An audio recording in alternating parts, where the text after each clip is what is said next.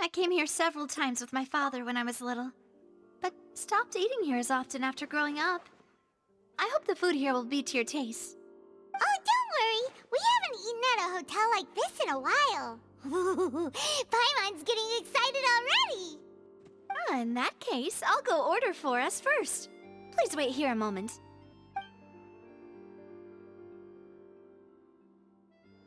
Ooh, everything looks so good. People in Fontaine sure know how to enjoy life. Why, of course. Go ahead, try whatever you like. If the food's good, I'll make a group reservation for the rest of Spina di Rosula next time. And if it's not? Well, then I'll still bring everyone. Albeit with only one dish per table. You, sure have your own way of doing things. Oh, we called this a farewell meal, but we could also treat it like a victory feast, right? We did just win that case after all. Oh, true. Very true. In that case, boss, we'll have another 2 dishes. Huh? Paimon didn't mean that you had to order even more food. Speaking of cases, do you think that the mastermind behind the serial disappearances will get caught soon now that this has all happened? Well, we've certainly taken a big step forward, but I feel that's about it. We know that there's an organization that means to dissolve these young women, but we still don't know what they are really after. If it hadn't happened right in front of us, Paimon wouldn't have ever believed that a person could be dissolved like that. Right? Yet it was because this was such a preposterous notion that the investigation could never really move forward before. Ugh. If only that guy could have finished speaking! We were so close to hearing who was behind it. In such investigations, even the smallest step can seem like a yawning chasm if the trail of clues is cut off. To be honest, I don't have high hopes for any follow-up that the authorities might conduct. It's not that I don't have faith in their ability, it's just that a different perspective is required in some matters. It's easy to guard against and deceive a single narrow perspective. A shift in thinking is required at such times in order to produce a breakthrough, which is exactly why the Spina di Rosula exists. Those highfalutin folk are not all-knowing. That's why we exist, to seep into the cracks where filth falls through, where their watch fails them. That's the kind of problems we solve. Seems Paimon thought things were simpler than they actually are. It's all right.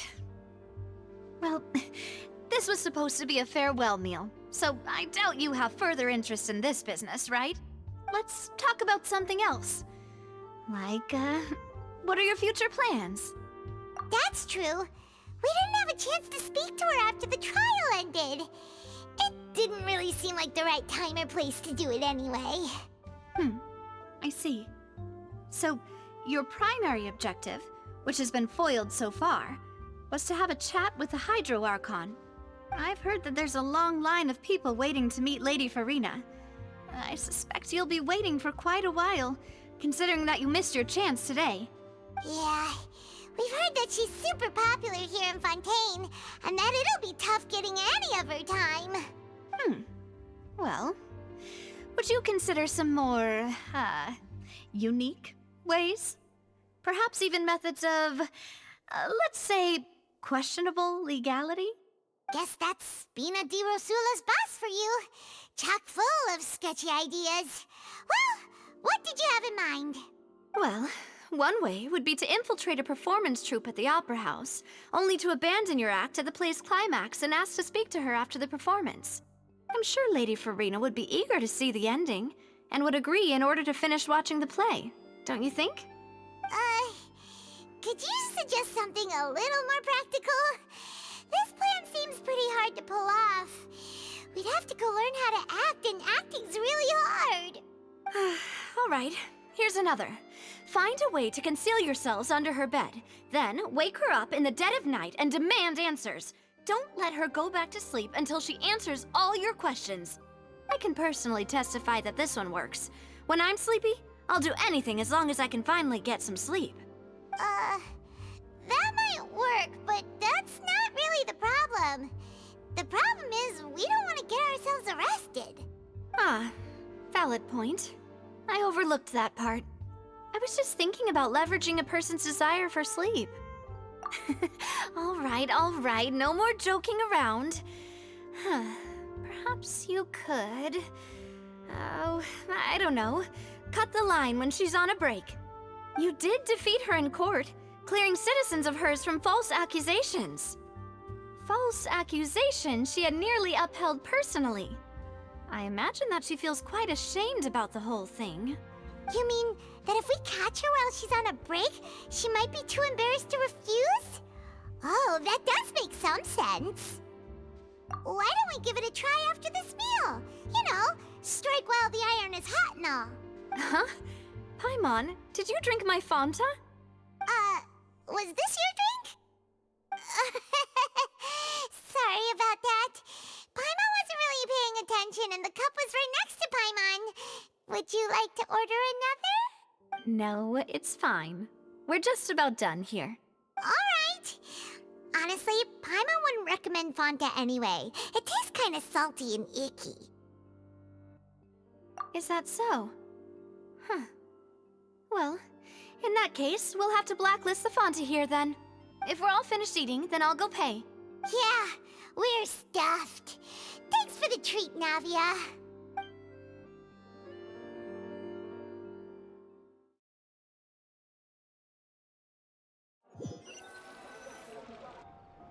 Oh, so full.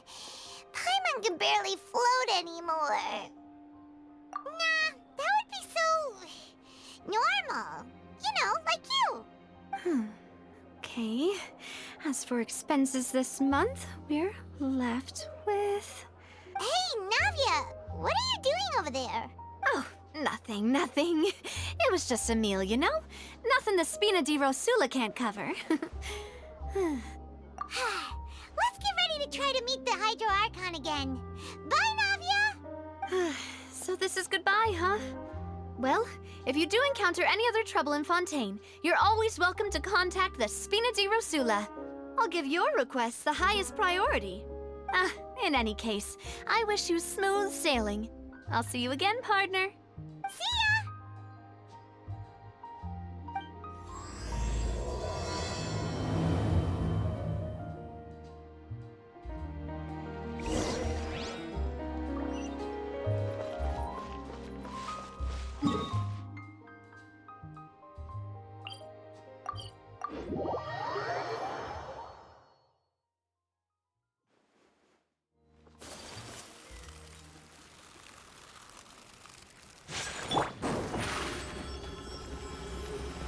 Over here!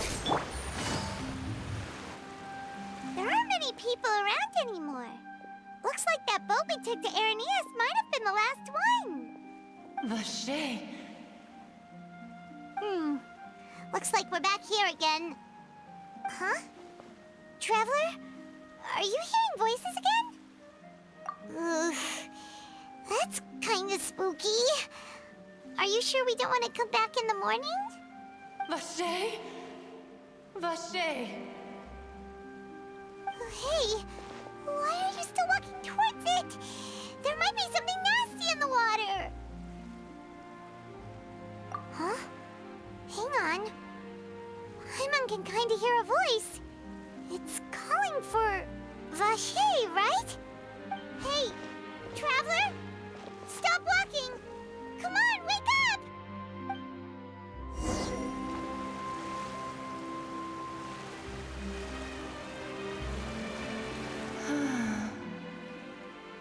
Vache, are you my dear Vache?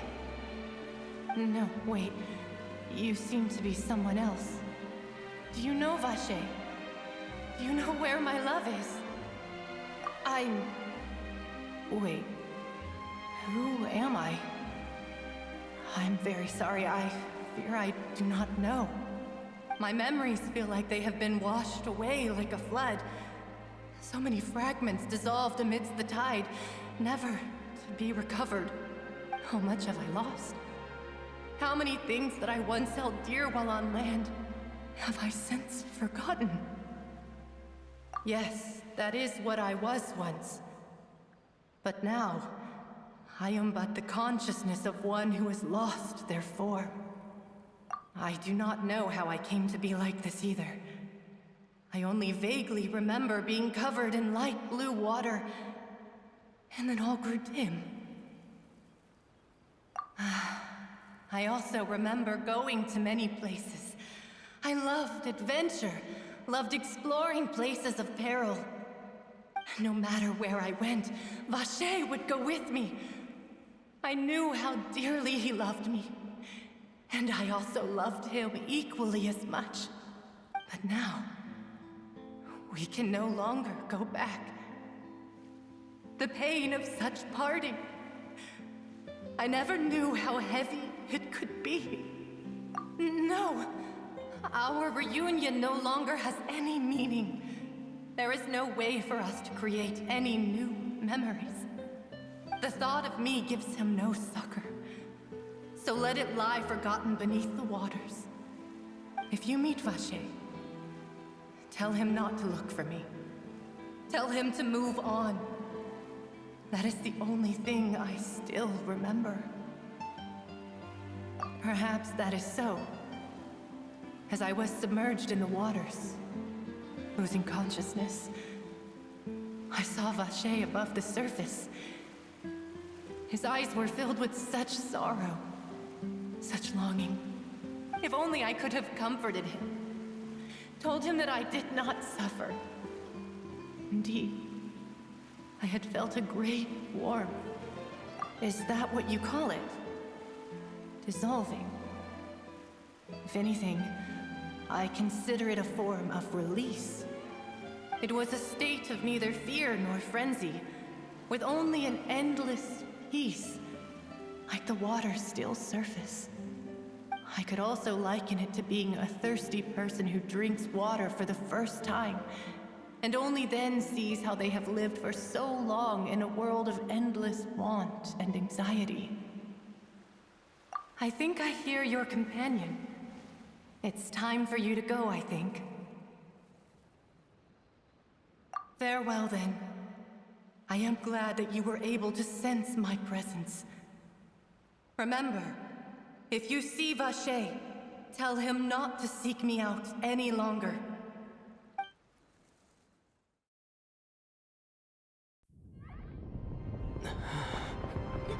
Wake up! Come on, hurry! Navi is outnumbered!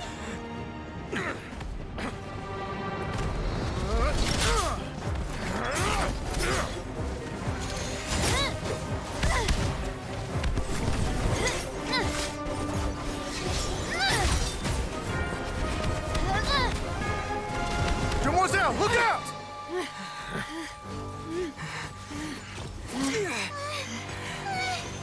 Dear God, it's a whole army of Gardamex.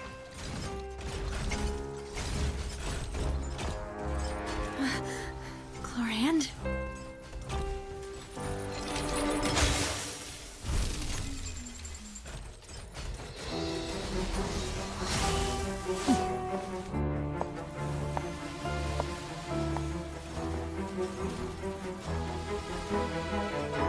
Quick, now's our chance!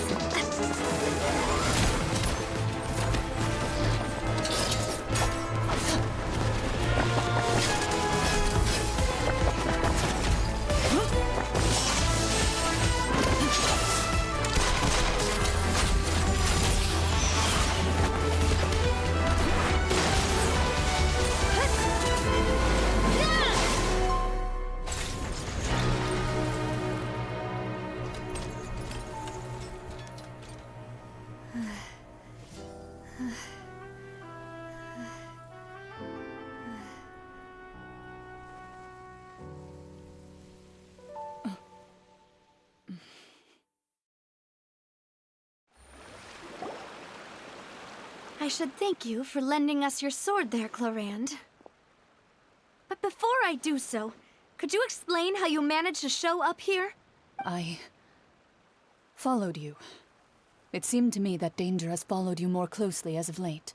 I believe that following someone without their knowledge is actually called stalking, is it not?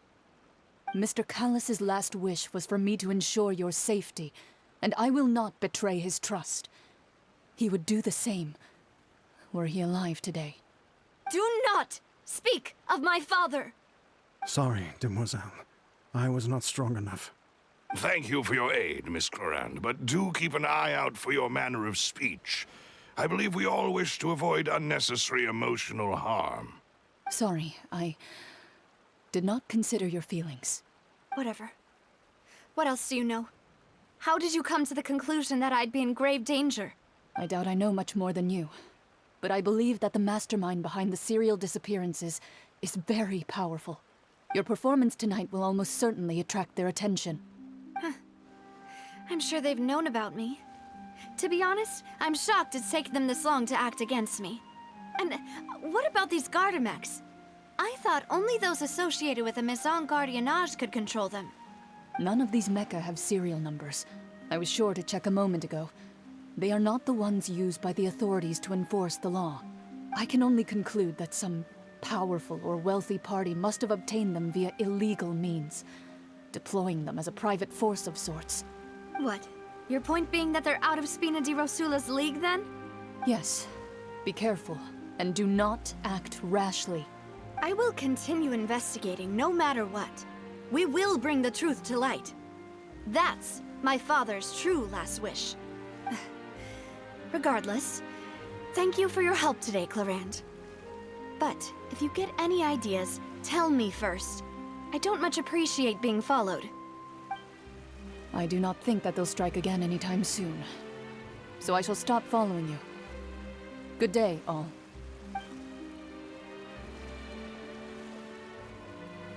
Right. I suppose that's the best news we've gotten today. Demoiselle, I believe that Miss Clorand was being sincere with you. If we tried, we could attempt to thaw relations a little. I know, she's... Oh, thank goodness! Paimon thought we were done for! Those Gardamex came out of nowhere while you were unconscious, and Nadia and her gang saved us! Oh, and there was that champion duelist named Clorand who came out to save us too! We got lucky there. Paimon probably couldn't have fought them off otherwise. Oh, come now. Forget all that polite talk. That wasn't really a farewell meal we had back there. Not for me, anyway. In truth, I hope that every meal we have together shall be a victory feast. As such, we're still partners. There's no need to thank me. It will take 50 years for me to match Demoiselle's magnanimity. If it were me, I would have joined the Spina di Rosula on account of her goodwill long ago. All right, you two. That's enough.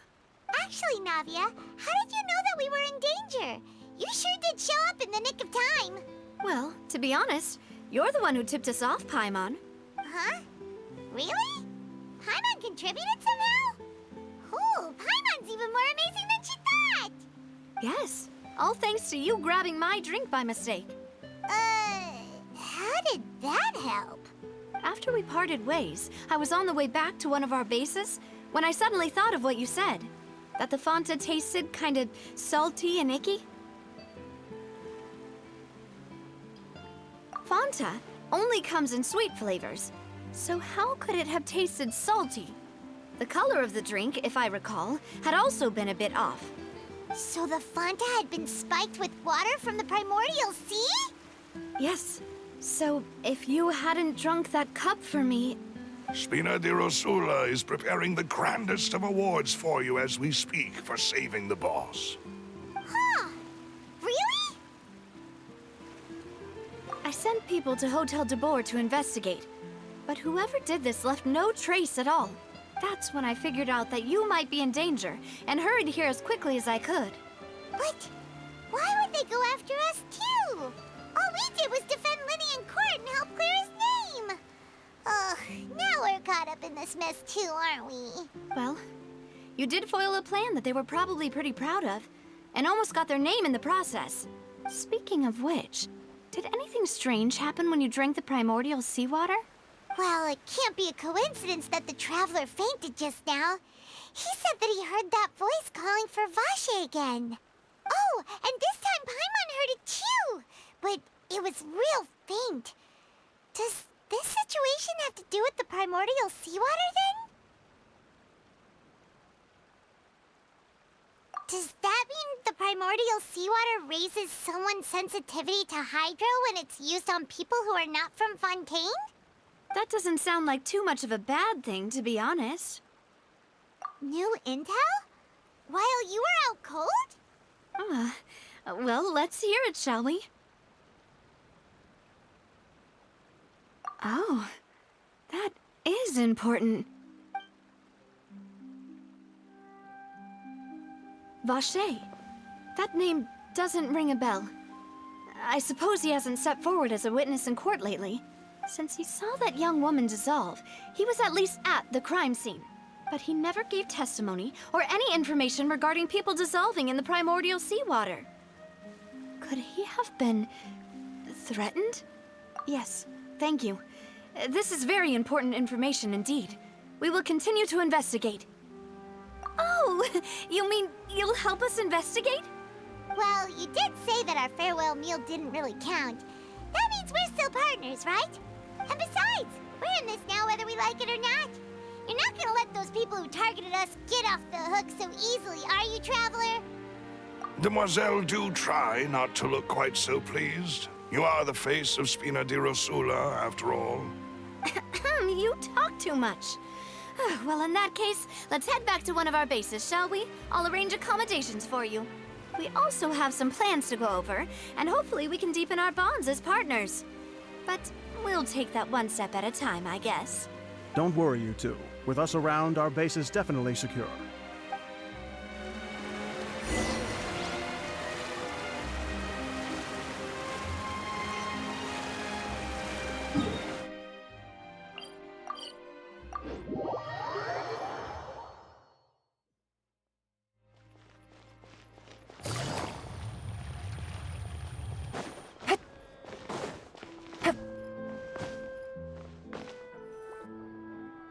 It's right up ahead, but let's make sure we weren't followed first.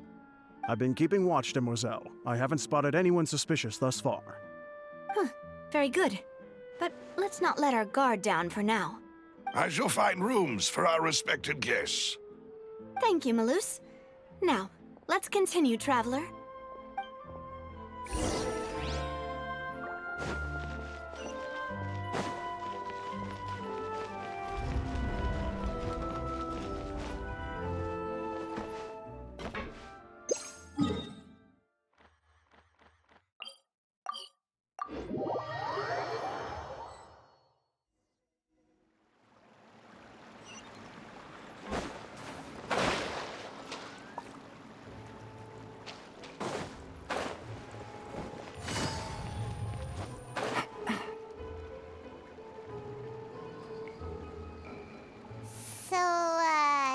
This is your base? It's not quite what Paimon imagined. Your accommodations have been arranged. Under the present circumstances, I can confidently say it's the best we have. Well, our funds have been a little tight lately. After all, we don't allow illegal or unethical profiteering. In fact, our funds often come from citizenry who support us. Seems like it's tough times for everyone. But if you have the support of the people, that does sound like it's worth it. To be honest, our financial situation was a lot better back when my father was in charge a few years ago. I'm afraid I'm not quite his equal. Your father... he was the previous boss of Spina di Rosula, right? How did he... Demoiselle, if you'll allow me to explain. No. I'll explain it myself. I suppose I couldn't run from this topic forever. And as partners, this is something I hope they can understand. My father's name is Callus. Yes, the same one they call Callus the Unfaithful in the streets. 3 years ago, he was accused of murdering his own friend. But he chose a duel to defend his honor instead of standing trial. He died in the duelist's ring. Oh no. But I do not believe my father was a murderer. I'm sure he was set up. At the time, I believed that if he only stood trial and was duly investigated, something amiss would crop up and prove his innocence. But strangely, he not only requested the duel himself, but rumor has it that even after being seriously injured, to the point where he could be deemed as having lost the duel, he refused to surrender, determined to die in the arena. 3 years later, I still don't understand why he did that. How could he protect his honor if he's dead? If anything, he gave up his chance to defend himself. The closest piece of info I have is that my father had been investigating the serial disappearances case at the time of his death. Ah, so that's why you're so determined to get to the bottom of that case. That's right. I've also tried to investigate the murder my father was implicated in, but I haven't found a single new clue in my countless reviews of the investigation records. However, I believe that if the murder case is related to those behind the disappearances, they must know something. I must know what really happened. Was my father coerced? Framed? Even if he really did kill his friend, I must get to the truth. If only he'd been more open with me when he was still alive. He even hid the fact that my mother died due to complications when giving birth to me. And now, here I am investigating his death.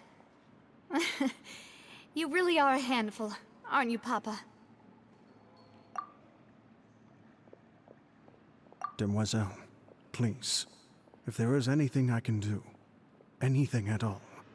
I also will never believe that Master Callus murdered anyone. There are none whom I respect more than the two of you, Demoiselle.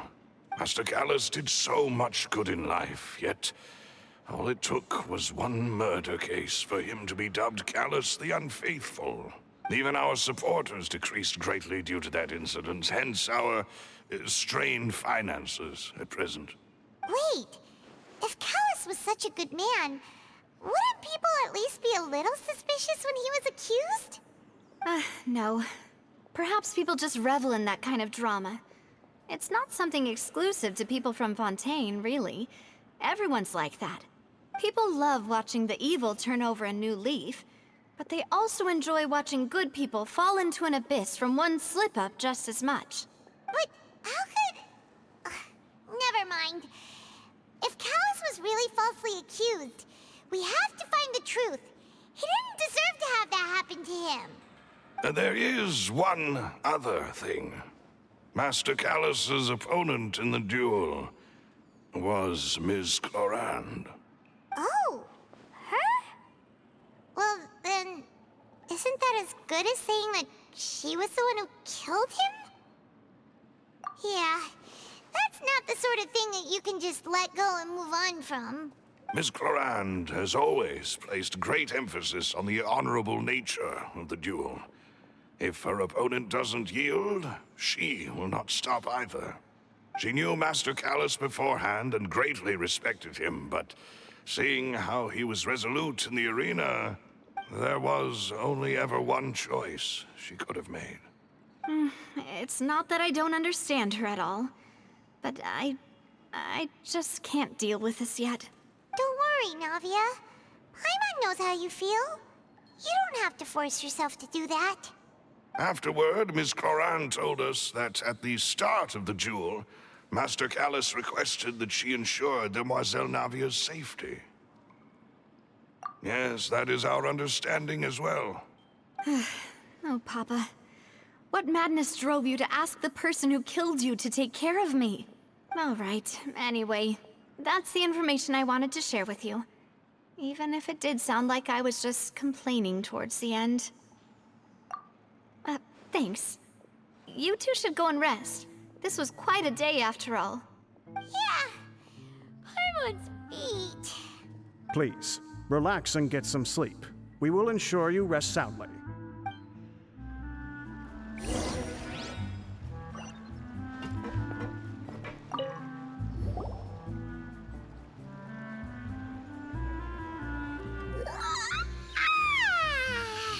Paimon slept so well. This place feels almost almost too safe. Huh?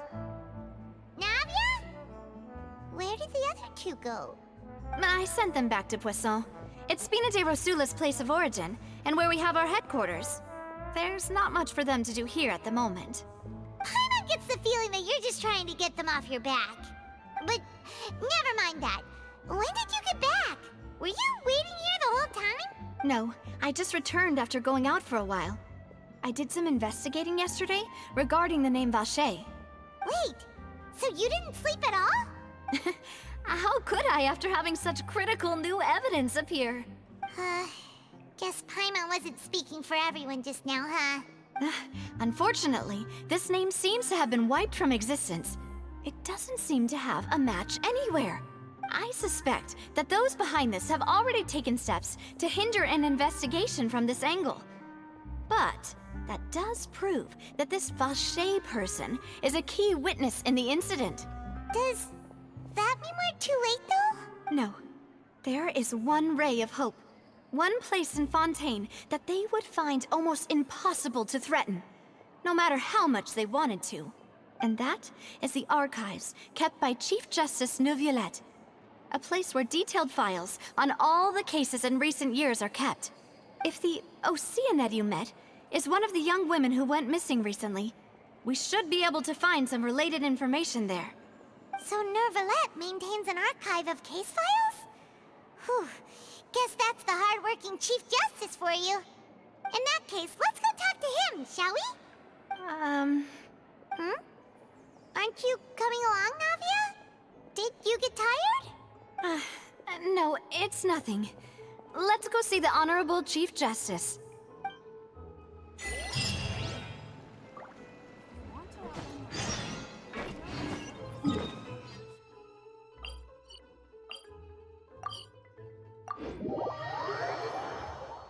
The Palais is right up ahead. Come on. Step on up.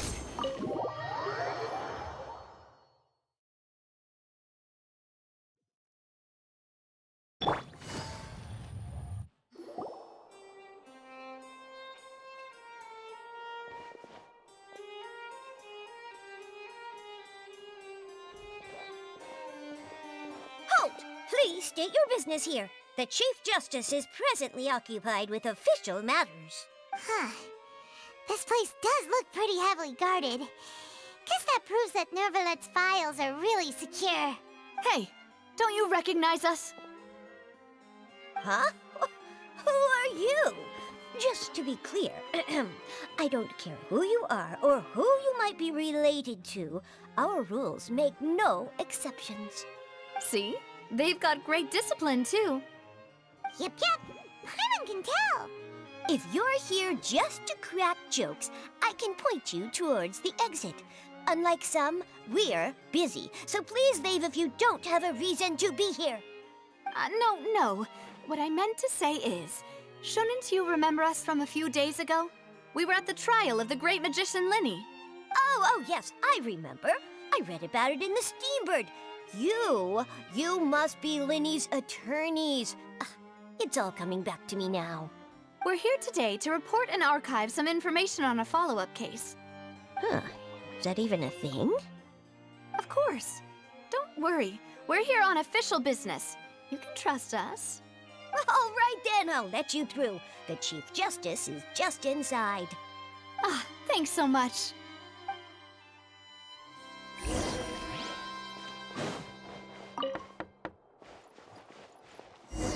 Please come in.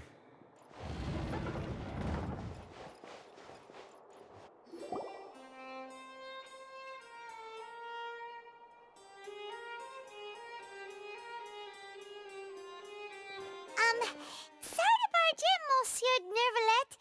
We only lied to get in because we didn't know any other way. It's all right. Please let me know how I may be of assistance to you. So you're not mad at us? We're looking for a man called Vacher. He may have been an eyewitness in the serial disappearances case. If we can find him, we may be able to unearth some key information on the case. Ah, I see. In that case, please wait here a moment while I browse through the files.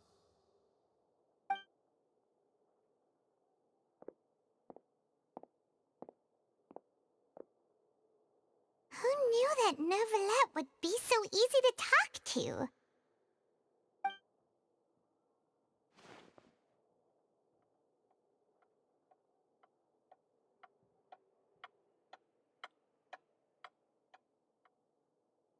Unfortunately, I'm quite certain that no one by the name of Vacher has been involved in any case, criminal or civil, in the past several years.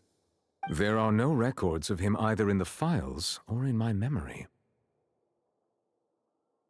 Traveler, what if it was really just a dream? Is that so? All right then. Thank you so much, Monsieur Neuvillette. We'll take our leave now. Ahem.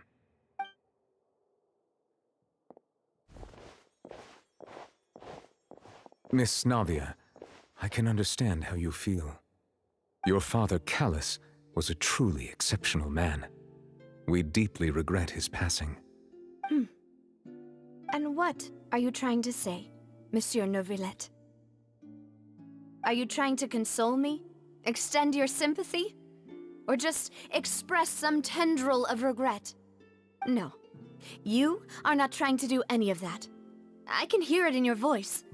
There's no emotion behind your words. You only said those things because you felt like you should. It's just like last time. After my father took his place in the duelist ring, I pushed through the guards to talk to you as a last resort. You even told me then that you thought there was something fishy with the case, yet you still allowed the duel to go ahead. In your eyes, the value of a human life is nothing compared to those cold laws you hold so dear. If you truly regret my father's death, then why didn't you call a stop to the duel? Why didn't you give me the power to stop him from throwing his life away? Why did you just let him die, despised and hated by all? Everything was hanging on a thread at that moment. Just the tiniest effort could have changed everything. There are still so many things I never got to tell him. So many questions he still owes me answers to. If you really have no heart, then just look me in the eyes. I, Navia, will show you the true meaning of regret. I'm sorry, Miss Navia. You and my father are truly alike. You keep all kinds of things in your heart and never say a word to anyone. It's not so much that you can't feel, but that you would never express anything. Oh well. In any case, everyone already knows full well the apathy of the Chief Justice. My apologies for taking my emotions out on you, Monsieur Chief Justice. Let's go, Traveler and Paimon.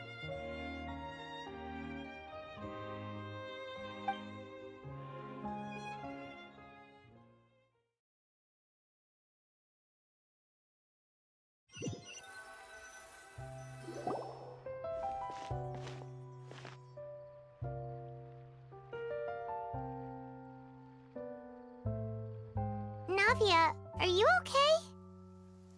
I'm fine. Rain. It's raining. You're right. Wasn't it still sunny when we went into the building? And there shouldn't be any active trials today. How strange. Now that I think of it, on the day my father was convicted of murder, it was also raining. What is it? Did you think of something? Yeah, he was outside. It was uncovered and the rain could fall there. Why? Do you think the rain could have affected the crime scene? That thought has occurred to us before. We've even expanded the search area to try to account for that, but didn't find anything of value. Oh? Wait. You don't mean... So you're saying that the true murderer could have been turned into water? And then got washed away with the rain?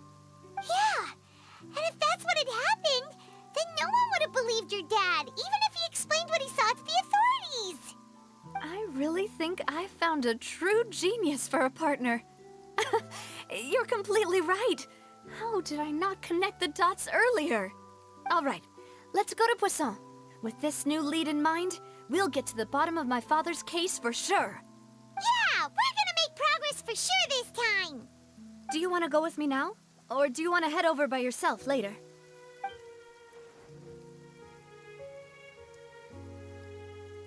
Great. Let's go then.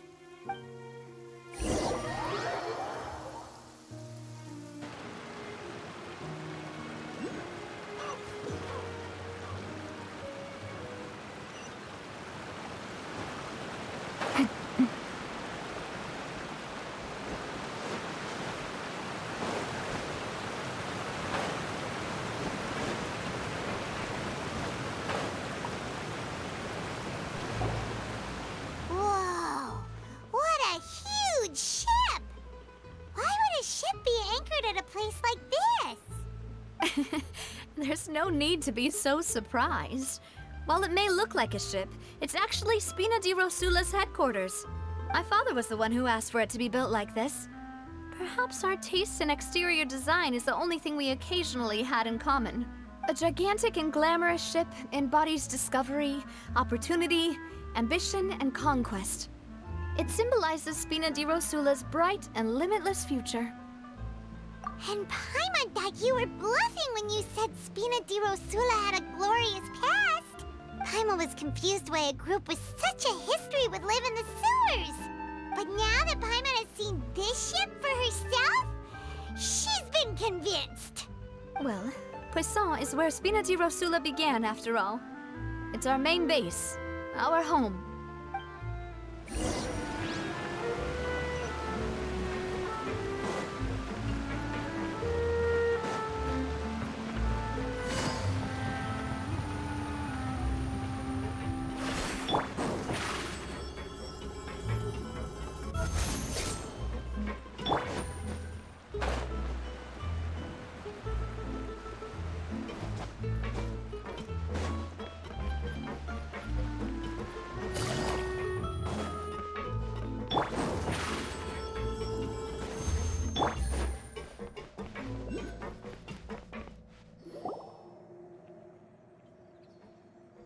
Melus, we're back! Apologies for the wait, demoiselle, and our most important partners. You said before that you still had some business at the court. What brings you back to Poisson so quickly? About that. It's because my partner here reminded me of something really important. You see, what if my father's case had something to do with water from the primordial sea? You still remember, right, Melus? On that night, it was raining? Yes, the case was quite similar to that of Mr. Linney's. Both were what you'd call impossible murders. Could you tell us a bit more about what happened before? Yeah, of course. Many years ago, something called synth began to gain popularity in Poisson. At a glance, it was a kind of drink that could excite your mood and produce many pleasant hallucinations. Wait! Didn't that guard guy who turned into water also mention that the primordial water could be used to produce some kind of potion? Yes, he did. Considering what we know now, it's almost certain that synth is created using water from the primordial sea. If you drink synth for an extended amount of time, you'll suffer many side effects, such as losing the ability to focus or control your emotions. And if you were to stop drinking it completely, you'll experience flashes of paranoia and anxiety while lacking energy to do anything. It's an extremely dangerous substance. As he oversaw Poisson, my father was compelled to put a stop to synth abuse and called for a complete ban of it. Boss's uncompromising attitude incurred the synth vendor's wrath, but no matter how much they threatened or bribed him, he refused to yield.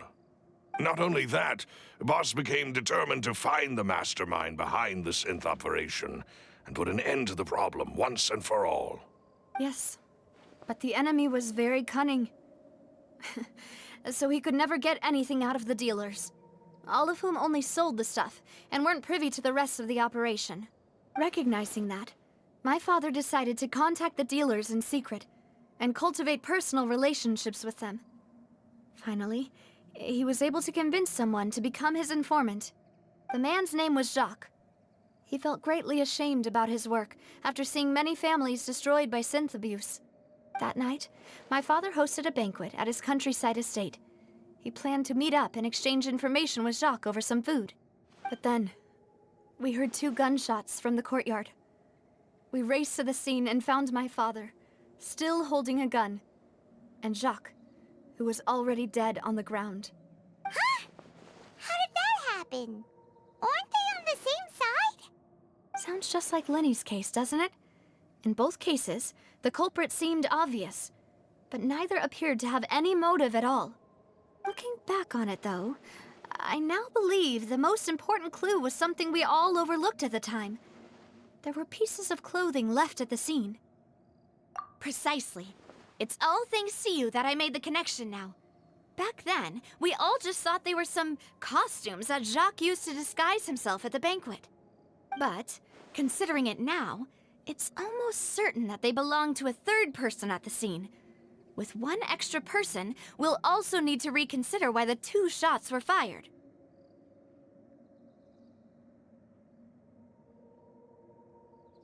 You're right. We still don't know what happened. But my intuition tells me that we're on the right track to figuring it all out. I'm finally headed towards the truth. Jacques was an empathetic man who was infinitely remorseful for his past actions. It's unlikely that he turned on Boss with 0 warning. I think this third person is probably the key to the full truth. On that note, however, even though this will not please you, demoiselle, as your and your father's butler, I must still offer a word of warning. Our opponent is insidious and cruel. They are extremely difficult to deal with, and Boss has already lost his life trying to bring them to justice. Even though Spina de Rosula has lost most of its former glory, Poisson has welcomed a new time of peace, and we have been allowed to live out our lives. There is no need to follow your father's path. It would be both wise and in line with Boss's wishes to step back and give up on the case. If that's indeed what he wished for, then he should have told me that himself. Was I not the closest person to him? And yet, I was the one most kept in the dark. What was the point of him dying without sharing any of the secrets he knew? Did he manage to protect anything in the end? Synth is still here. Callus the Unfaithful is still his epithet. And Spina di Rosula is barely getting by. Nothing has changed. Did he think I'd just accept his meaningless death and live out my life just as meaninglessly? I've never accepted that. Ever. Not since that day, and certainly not now. I want to find out the real answer for everyone's sake. For the missing girls, for the victims, and for myself. Navia. This is indeed the best moment to act. Your partner appears to be quite reliable, and more importantly, demoiselle, I think you're also ready to take this on. So you do know something else, Malouse? Yes, I do. In fact, even before that banquet, Boss already knew of the connection between Synth and the serial disappearances case. But what drove all the tensions to the boiling point was the revelation that you, demoiselle, had been selected as the next target to disappear. What? Boss also didn't tell you that he had been diagnosed with a rare illness. The doctors told him that he had no more than 5 years left to live, and the serial disappearances case caused him great anxiety. 5 years was nowhere near enough time to resolve this long-standing conflict, but once he passed away, all the danger would pass on to you. Knowing all of this, he decided to use one final intimidation tactic before his death.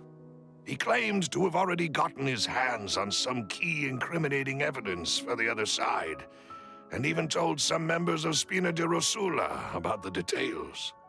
But as long as you remained safe, he would not share the evidence with the public.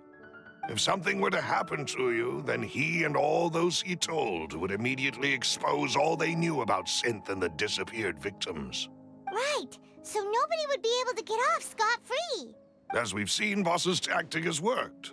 Even though Boss has been gone for a long time, the other side has not tried to take Demoiselle's life. No, I don't believe it. He never appeared to look sick to me. No father wants their daughter to see them weak and haggard, especially someone as proud as Boss. To him, dying in a duel and suffering lasting dishonor as the unfaithful was still far preferable than losing face in front of his daughter.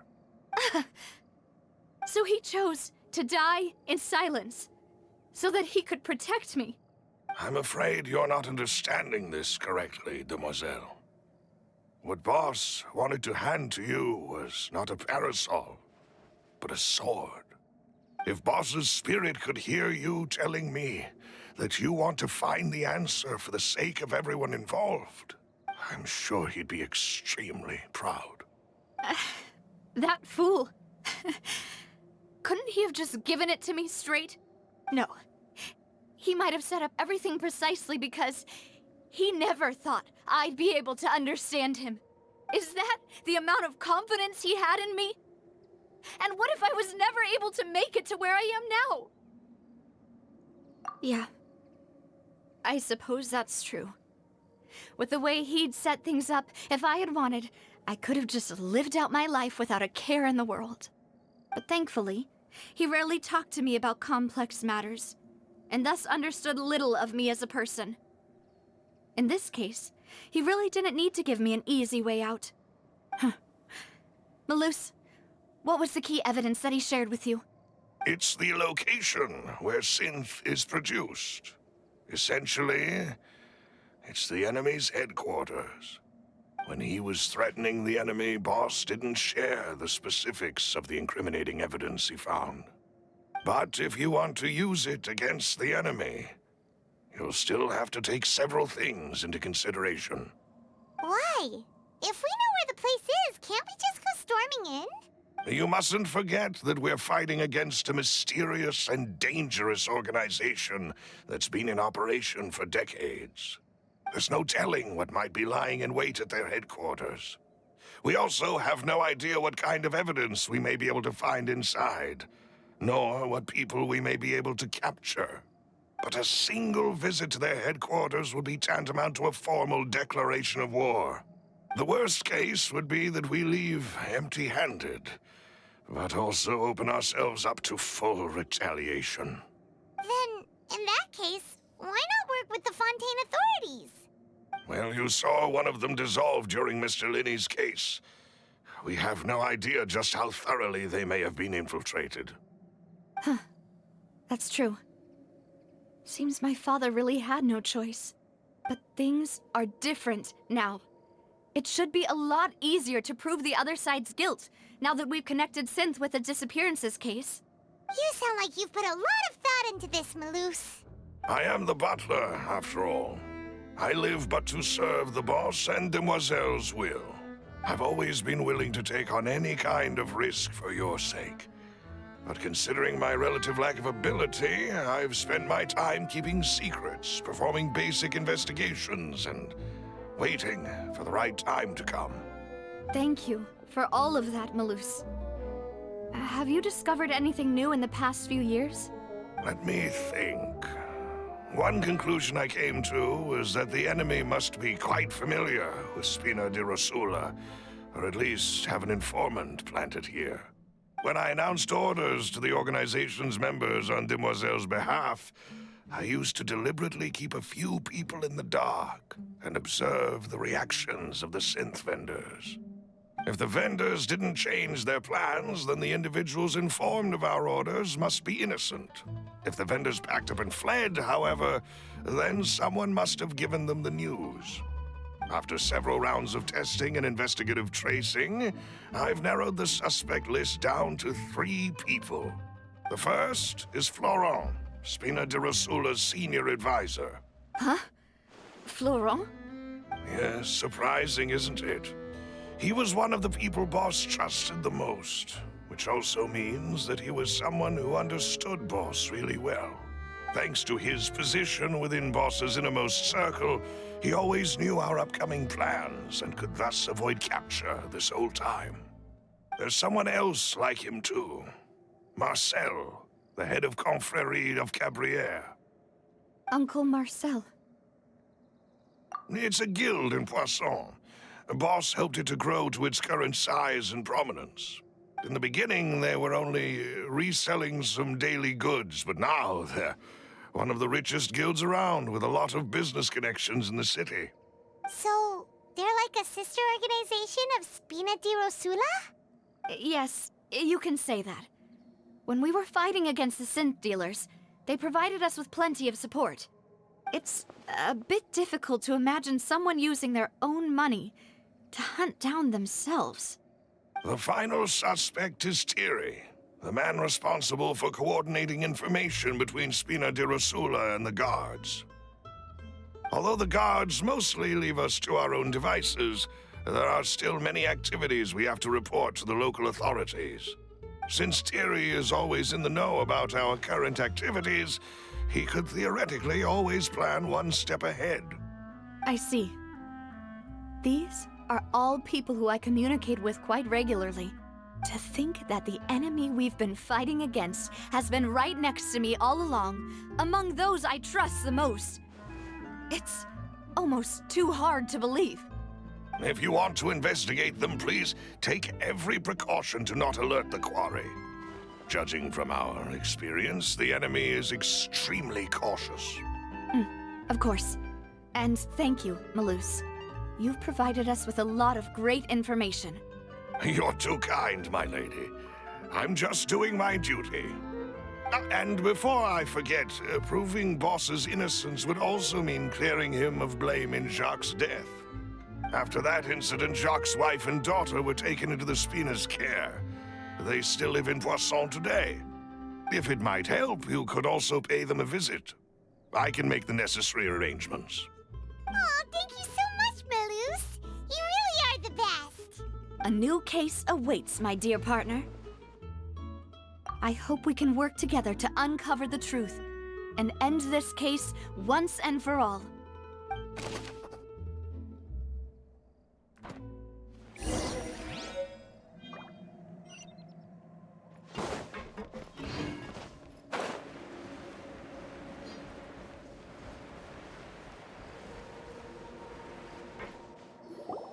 It is settled, then.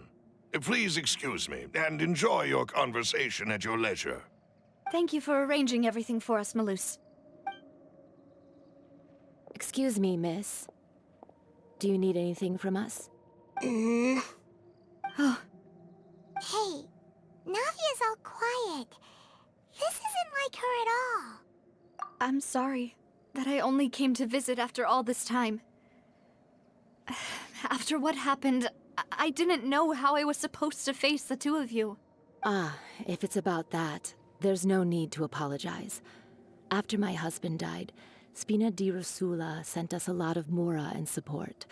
I understood your guilt and apology to be genuine. But aren't all of those things nothing compared to the loss of Jacques? I can understand the kind of pain that comes with losing a father so needlessly. You don't understand at all. I didn't know how to face you, because I didn't know what I could possibly bring as a consolation gift. I know only the full truth could bring closure to you, and to all of us. I'm sorry. I appreciate the sentiment, but you don't have to carry all that guilt. On the matter regarding my husband, my daughter and I have more or less found our answer already. Would you mind sharing it with me?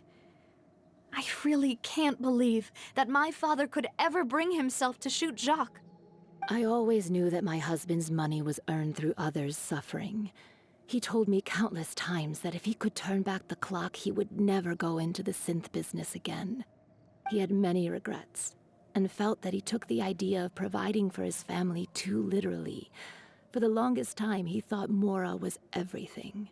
So when Mr. Callis came to him with a proposal, he accepted it almost immediately. He tried to be as careful as he could, but even so, he was still found out by the higher-ups. They found out about his betrayal? Papa didn't say that exactly, but Papa did tell me that I should never be ungrateful. Before he left that day, he told me that he had no choice. It was only later that I realized it was his final farewell to the two of us. I don't know that for sure, but you could say that's the conclusion I eventually came to. Which is why I'm the one who should feel guilty. Callus had always taken great care of us, both when he was still alive and after he passed away. Even if he fired the shot that killed my husband, it was likely in self-defense.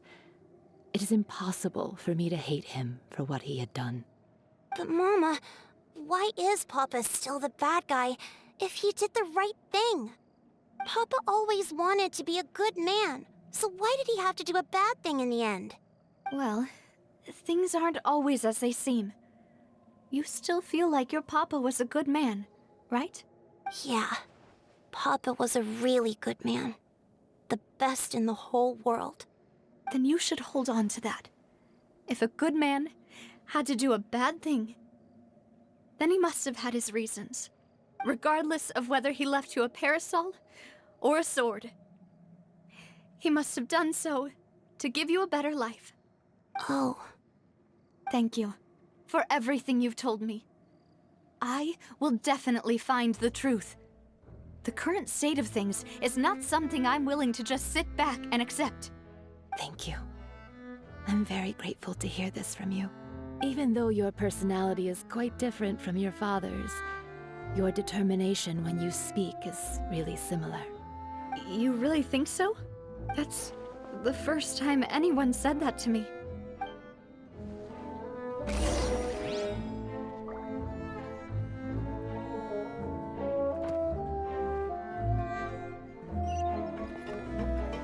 Are you okay, Navia? I'm fine. Don't worry. Let's investigate the 3 suspects next. Florent should be nearby, and we should be able to find Thierry and Uncle Marcel in the city. I'll get myself together on the way, so please don't worry.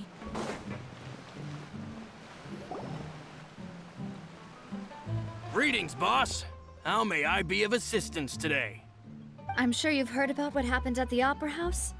Someone got turned into water right in front of us. Yeah, I've heard. With something that dramatic, I'm sure journalists will milk it for all it's worth. And it'll be all the talk for the next several weeks. It also reminded me, on the day that the incident happened with my father, it was raining outside, and we found some clothes left at the scene. After my partner here put the dots together for me, I feel like we should try to reopen his case. Can you do me a favor and try to recall what happened that night? Let me think. Mr. Callus was feeling pretty upbeat that day. So he was drinking and bantering away with us at the table. After that, he told us that he wanted to go get some fresh air. So we let him go without thinking much of it. Who knew that we would hear 2 gunshots ring out right after? My first reaction was that Mr. Callus's life was in danger. So I grabbed my holster and made a mad dash toward the scene. But when I got there, it was already too late. Mr. Callus was standing over a dead body with a gun in his hands.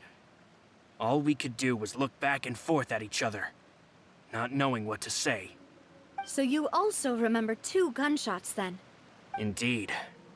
The guards said that the first shot didn't hit anyone, while the second killed Jacques. But I've never really bought that explanation. Reason being, Mr. Callus had left his gun on the table. I even made sure to confirm that before running to the scene. But according to the guards, that doesn't mean he couldn't have had other guns on his person. About the clothes left at the scene that you mentioned, do you think there was a 3rd person there who was turned into water? At least from our perspective, my father had no reason to kill, so he would also have no reason to bring an extra gun with him. The gun he was holding probably belonged to Jacques, or a 3rd person on the scene. Yeah, that makes a lot of sense. So you're saying Mr. Callus ended up with the gun because he seized it from one of the other guys? But hold on. If that's what had happened, then why didn't he share the truth with any of us? He didn't even want to face the Oratrice machine, and chose instead to prove his honor in a duel. Did he lose all faith in the courts after seeing someone dissolve right in front of his eyes? About that, Malus told me a thing or two. So, I think I can understand why he committed to the duel. I'll tell you everything once the whole truth has been revealed. I understand. Then I'll leave Mr. Callus's honor in your hands, boss. And if I may just say one more thing, the whole Callus the Unfaithful epithet has been a thorn in my side since the day it was invented. Many people have laughed at me for still calling him Mr. Callus, even after so many years have passed. But it was Mr. Callus's trust that allowed me to rise through the ranks of Spina di Rosula and live the life I lead today. No matter what others might say, he'll always be the man I respect the most. And he'll always be my boss. Don't worry. I will definitely find the truth. You and all our other comrades at the Spina deserve to know the truth as well.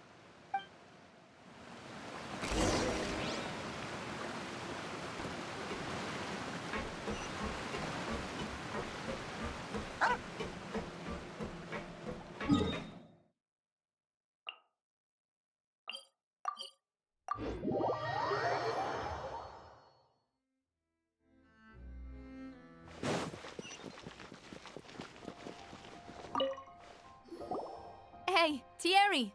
It's me! Oh, now, what brings you here, Miss Navia? I've heard that you made quite the name for yourself at the Opera House. Oh, so you've caught news of that already. Oh, okay. Hey, I'm also a member of the Guards, you know. The way you make it sound, people would think I was sent off to Poisson because I had done something wrong. Are you sure there isn't a little bit of truth in that? Under normal circumstances, shouldn't you have been called back to the city already?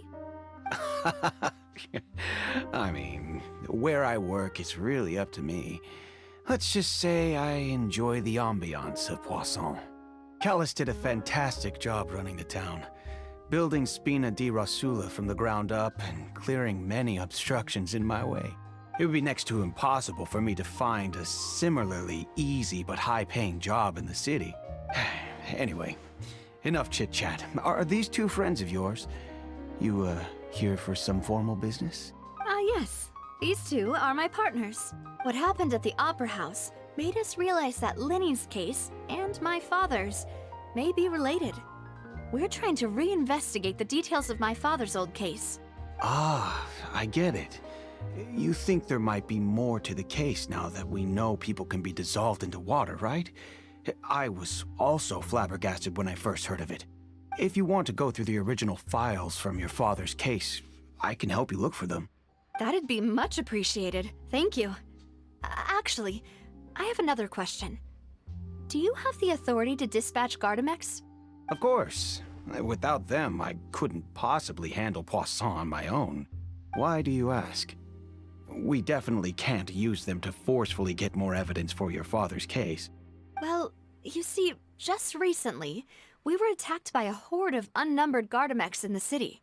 So, if you hypothetically wanted to do something against me, all you would need to do is get rid of the mecha serial numbers and send them after me. Then you think too highly of my abilities.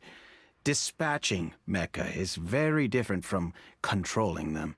If I had to make an analogy, when you order a dish, the chef will make it for you. You can ask the chef to cook, but not to massage your shoulders or carry your baggage. If you try to make unreasonable demands, the chef would just think you're out of your mind and ignore you completely. The same goes for me and my Gardamex. Removing a serial number is also not as easy as you might think. There are a lot of complex steps to it, and it's almost impossible to keep it a secret. So I can promise you, those mecha were definitely private units. They're certainly not cheap. So whoever their owner is must be super rich, powerful, or both. Now that you mention it, though, being in the synth business would definitely be profitable enough to afford this. Oh, then you're officially in the clear, Thierry. Oh, well, thank you for the vote of confidence, Navia. Jokes aside, I'd like to wish you all the best with your investigation. I'll be staying in the city for a little while, so just come find me if you need any support from the guards.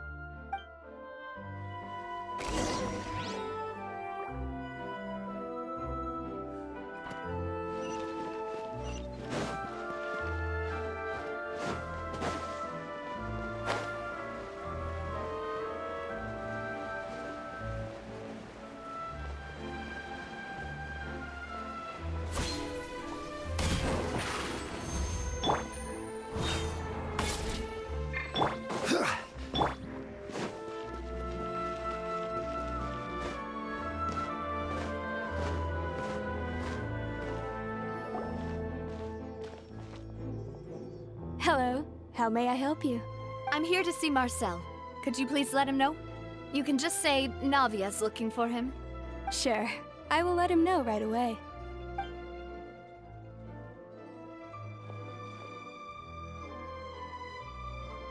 Navia, hello. Sorry to keep you waiting. I'm not as young as I used to be, so my legs are giving out a bit. Oh, it's all right, Uncle Marcel. There's no need to stress. I just wanted to talk to you briefly about what happened in the Opera House. I'm sure you saw everything too, right? Yes, I've never seen anything so strange.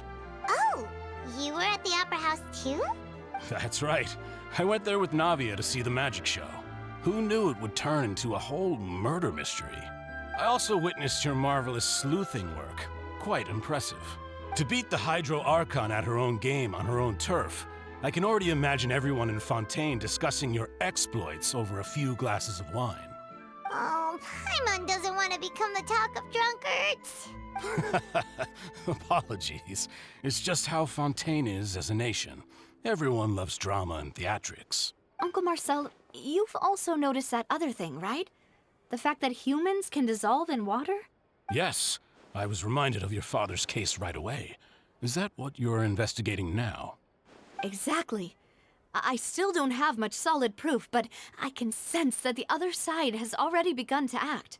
Oh, and what makes you say that? We were attacked on Araneus by some unnumbered Gardamex. And there was also an attempt to get me to drink water from the primordial sea. If not for the vigilance of my partner, I probably wouldn't even be here talking to you right now. Oh, you're giving us too much credit. Wasn't it you who protected us?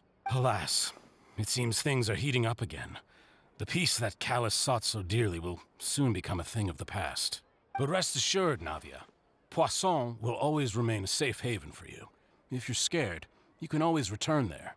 If anyone dares to lay their hands on you there, the Confrérie of Cabrières will use its funds to the last Mora to bring them to justice. Thank you, Uncle Marcel. But I don't intend to go into hiding. I'm going to strike while the iron's hot. Do you have any new thoughts on my father's case? About that. Sorry, my age is catching up with me, so it'll take me a while to recall my memory. The Confrérie was responsible for that banquet, so I was out and about the whole time making sure things were running smoothly. I didn't even have the time to drink with the guests. Then I heard the sound of a gunshot, and the rest was history. Oh, it's okay. No need to push yourself. We'll ask around some more, see if there are any valuable clues elsewhere. Sounds good. Just let me know if you ever need Mora. All my wealth comes from Callus's patronage and support. I'll spend however much it takes to clear his name.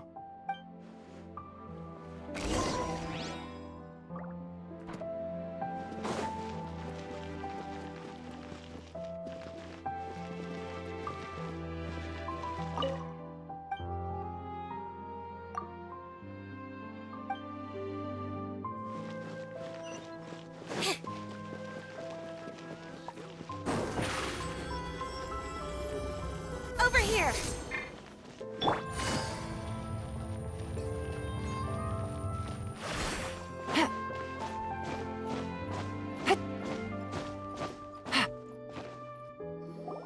We've talked to all three suspects, purely based on their conversations with me. None of them sounded particularly suspicious. I suppose that's to be expected, though. If a single conversation's all that's needed to find them out, then my father wouldn't have needed to investigate the case for so many years. Anyway, even though we didn't make a breakthrough, let's still compile what we were able to find. But where should we start? Ah, you're right! Flora mentioned that Callus probably only ended up with the gun because of circumstance. That makes sense. According to Jacques' family members, he already told them that he had been discovered, and that he had no choice before he left home that day. If I had to guess, he probably received an order from the synth boss to kill my father. Had he refused, he and his family's lives would have been forfeit. So, Jacques fired the first shot? Oh? And why is that?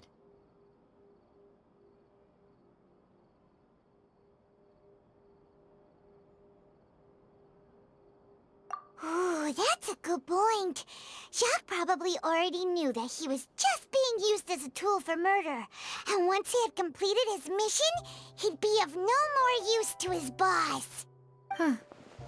So, what would make more sense from his perspective would be to turn his back on the Order and seek protection from my father. Makes sense. But without evidence, that's still just a theory. Besides Jacques, the attack from the Gardamex has been bothering me quite a bit as well. It's obvious that our enemy has become more antsy after the secret of the primordial seawater was revealed. Do you think he knew, even then, that we'd follow this lead to the end? Given everything that's happened since, it's quite possible. But who among the three suspects would have the ability to control privately owned Gardamex? Uncle Marcel? My father did really trust him. And they worked together on a large number of projects. Maybe that's how he got to know Jacques. And with funds from the Confrérie, he could also afford a large number of Gardamex. Still really hard for me to imagine, though. After all, Uncle Marcel has been around since I was just a child. Also, wouldn't this mean he has been spending a whole lot of mora and energy to fight his own synth business? Florent? It is true that he was closest to my father, and thus had the best chance of learning about his dealings with Jacques. But as Spina di Rosula's advisor, his work mostly deals with personnel and security, so he shouldn't have much means when it comes to finances. So you're saying he's too broke to afford a mecha army? Exactly. He can't. And even if he could, I don't think he would be able to dispatch a whole group so quickly. Thierry, you say? It is possible that he's figured out a way to convert the Gardamex for personal use. But I didn't feel like he was lying when he was talking to us about the mecha. I also don't think he'd be able to keep that kind of tampering under wraps. Yeah. Had he actually tampered with the mecha, we'd be able to prove it with a simple check of the guard's inventory. If the mecha were taken from the guards, it should be pretty easy to find out when and how that happened. Who could it be?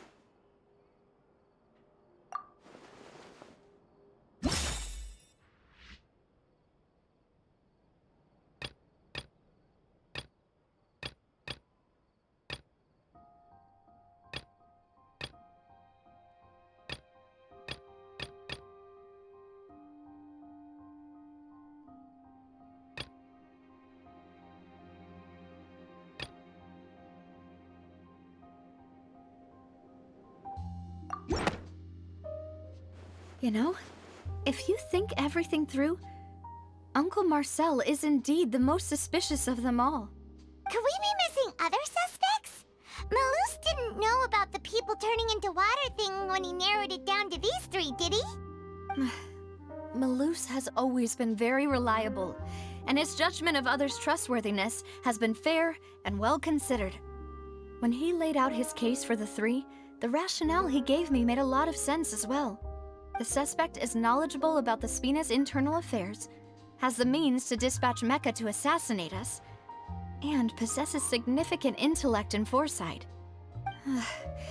Even if I don't want to believe it, I'm starting to see how things could all tie back to Uncle Marcel.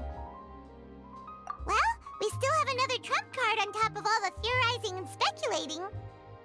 Yes, Malus did say that charging straight in there would be extremely risky. But we don't have any other options right now. We need far more solid proof before we can hope to go charging in on our enemy. Navia, here you are. Oh, I've been looking for you. Huh? Aren't you the guy from the guards? Did something happen? Yeah. News came from Irenaeus just after you left. We've got another trial on our hands. Wasn't that place built specifically for holding trials? What's so newsworthy about this one? I know. But they said the person they're putting on trial is a Fatui harbinger called Tartaglia. What? Is that someone you know? Yeah, we know him. Maybe even a little too well. Well, he's been accused of being the true culprit behind the serial disappearances case. It's absurd, don't you think? Wait, how?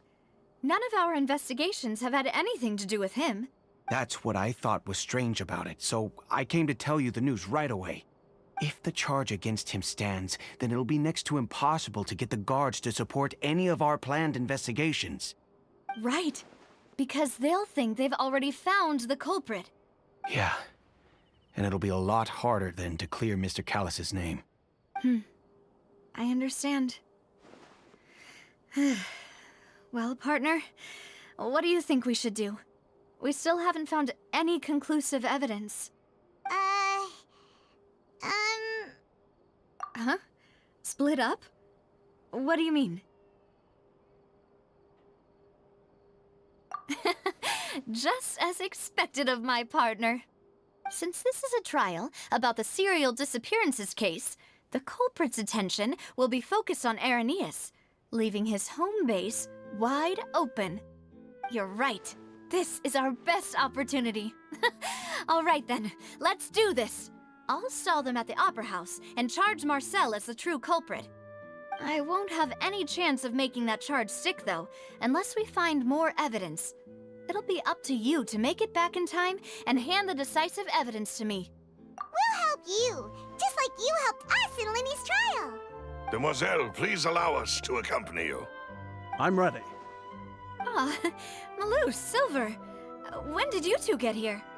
We heard that you'll be leaving Poisson and figured that you might require our assistance. It's our hope that your confidence will be bolstered with the two of us by your side. Thank you so much. Then, let's make haste for Irenaeus. Paimon, Traveler, I'll see you at the Opera House. See you then!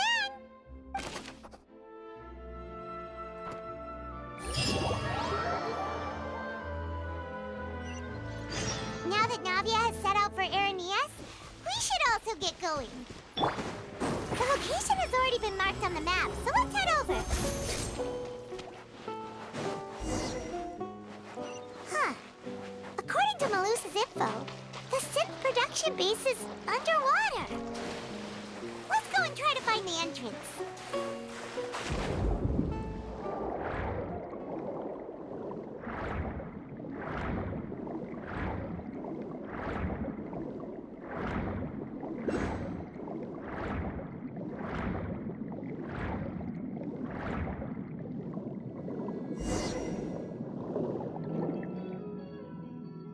Finally found it! Huh. So this is the entrance that leads to the synth production base. It sure doesn't seem out of the ordinary at all. Ah, you're right. An important place like this is bound to have a ton of protective measures and mechanisms. Navia's probably arguing up a storm right now to stall for us.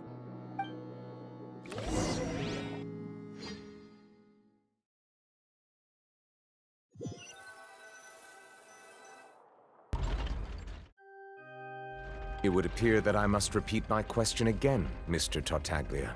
Do you accept the charge that you are the true culprit behind the serial disappearances case? To be perfectly honest, I don't understand your country's complicated court system, or the reason why I'm being charged with something I've never even heard of.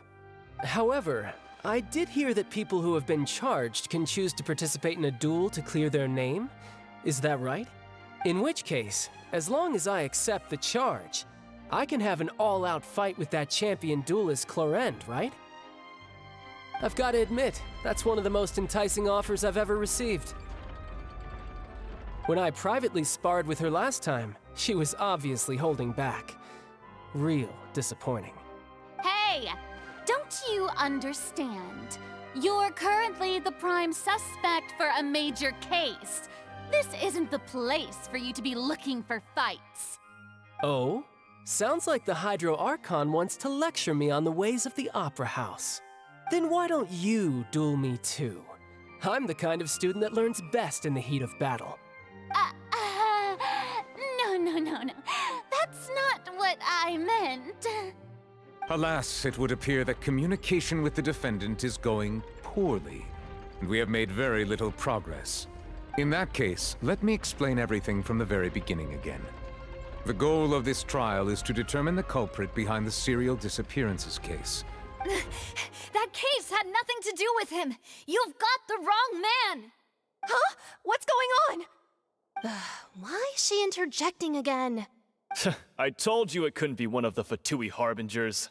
Miss Navia, this is the second time you've interrupted the court proceedings. I only tolerated your behavior last time because you were able to provide the court with a key eyewitness. But that was an exception rather than standard court protocol. I can very well charge you with contempt of court for your interjections. Oh, please. Did you ever think I had any respect for this place's pointless theatrics? We can put that discussion aside for now. I'm not here to argue with you. I'm here to charge the true culprit behind the serial disappearances case. And if my charges prove true, then Tartaglia here will be proven innocent by default, correct? Oh, a young lady has charged in and offered to clear my name. How fascinating. Well, I'd gotten half bored to death by all these rules and procedures anyway, so I'll take you up on that offer. So, Your Honor, is there nothing else for me to do now? You may take a seat for now in the audience, but that doesn't mean the suspicions against you have been lifted. Now then, Miss Navia, who is the person you would like to charge instead? That person is...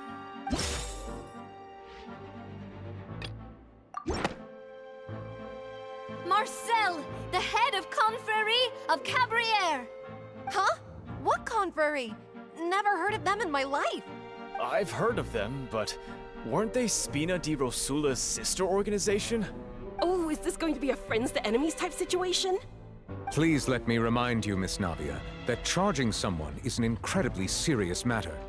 Committing to the charge also means taking on the legal responsibilities associated with it. And if the charge fails, depending on the circumstances, you may also be charged with the crime of making a false accusation. Knowing this, do you still wish to charge this man? Yes, I do. In that case, I declare the charge to be valid. Miss Navia and attorneys, please take your places on the court. Members of the guards, please contact Mr. Marcel right away so that he may stand trial.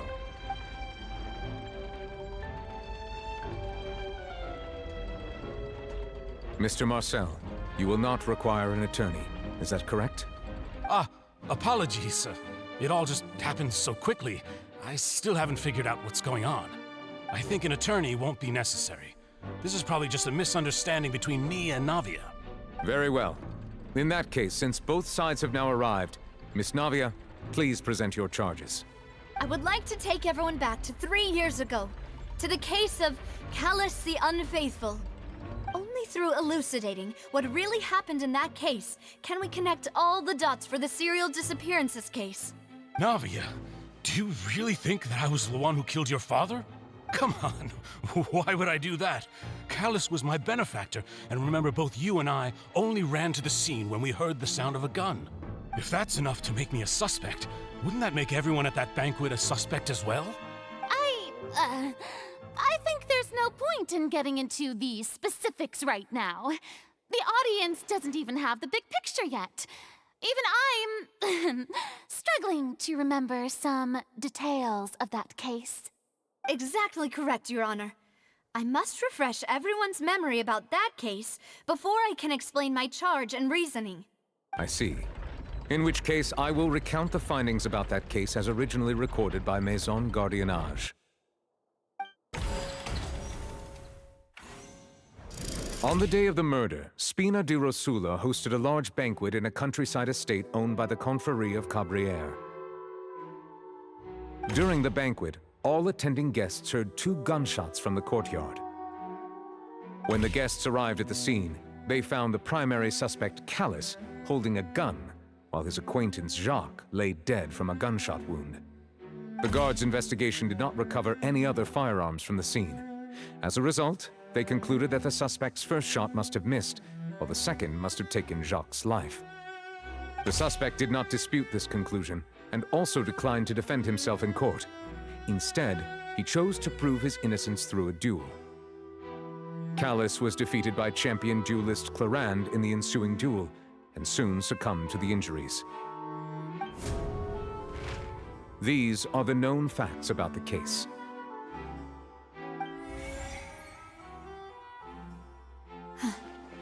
The one with the motive to kill was Jacques, not my father.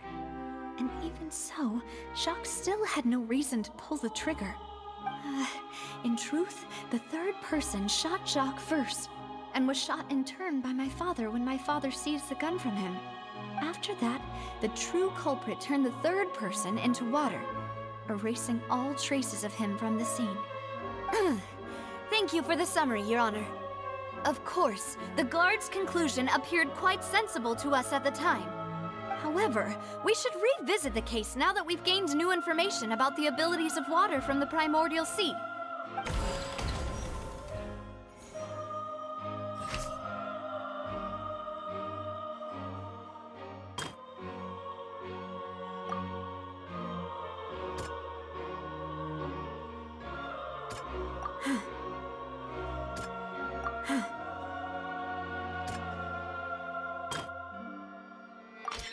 The testimony of the victim's family confirms that Jacques had thoughts of assassinating Callus when he set out for the banquet. However, in the end, he reconsidered, and instead shared everything with Callus, hoping to seek the latter's protection. Unfortunately for Jacques, the true culprit had already considered this possibility, and had sent out another assassin.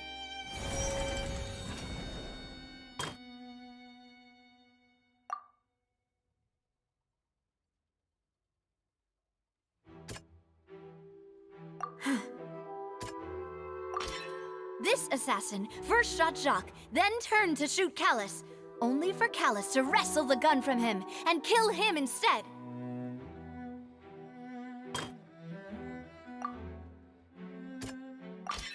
A pile of clothing was found at the scene. The guards once believed they were used by Jacques as a costume to disguise himself, but now it is clear that the clothes were proof that there was a third person at the scene, and that they were turned into water after committing the murder. Since it was raining that day, the culprit was confident that they could use the rain to wash away all traces of their dissolved accomplice.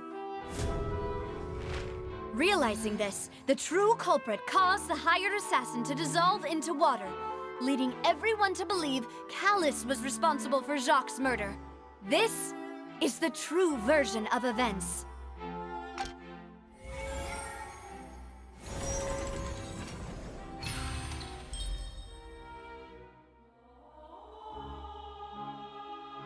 So that's what happened. Wait, you're telling me something as dangerous as water from the primordial sea has been used for all these years? What a great theory. It also explains Callus's and Jacques' respective motives. I guess they didn't shoot each other after all. Mr. Marcel, you are the one being charged with the crime. You should provide a rebuttal if you wish to prove your innocence. Ah, but I think I agree with everything Navia just said. In fact, there was nothing in her speech that directly implicated me. Then, may I ask some questions? In my opinion, we primarily need to determine 2 things. 1, do you have the evidence to back up your claims? I'm afraid not. At least not at this very moment. Boo! If you don't have any evidence, you should just go home. I may not have the evidence with me, but I know where I could go to collect it. If we look up the deserted clothes against a record of people who went missing around the same time, we should be able to find a match. Considering the serial disappearances case, the guards probably kept careful records of all missing persons from around that time, regardless of age or gender. That makes sense to me. Monsieur Neuvillette, I would consider this to be a reasonable investigative direction. Why do I feel like Farina's acting a little differently today? Maybe she's scared of embarrassing herself again? Alternatively, she's become more diligent after charging an innocent citizen in the last trial. My second question has to do with the ensuing duel. If the truth is indeed as you described, then why didn't Mr. Callis explain himself in court? If he had testified that a person had been dissolved, he could have at least mounted a defense. I've thought about this too, and the answer is actually pretty simple. He felt there were things that were more important to him. The dissolving power of water from the primordial sea is an important secret for the true culprit of the serial disappearances case. My father could have exposed it for all to see, but he chose to take it to the grave. At that time, Spina di Rosula was in dire straits, and his reputation had already been shattered. He had no guarantee that going forward with the truth would allow the culprit to be brought to justice. What was certain, however, was that it would paint a gigantic target on my back. Boss once told me that Demoiselle had already been selected as the next target of the serial disappearances case. What? If the secret had gotten out, the culprit would have fought an all-out war with Espina right there and then. I wouldn't have been the only one in danger. All of us would have stood to lose our lives. Of course, the guards might eventually figure out the truth of the matter and determine that we were in the right. But what good would that do? How can a hollow verdict protect anyone? Had this opera house ever given my father any kind of confidence in its brand of justice, Spina di Rosula would have had no reason to exist. But by staying silent, we retained the ability to deter our opponents and continue the stalemate.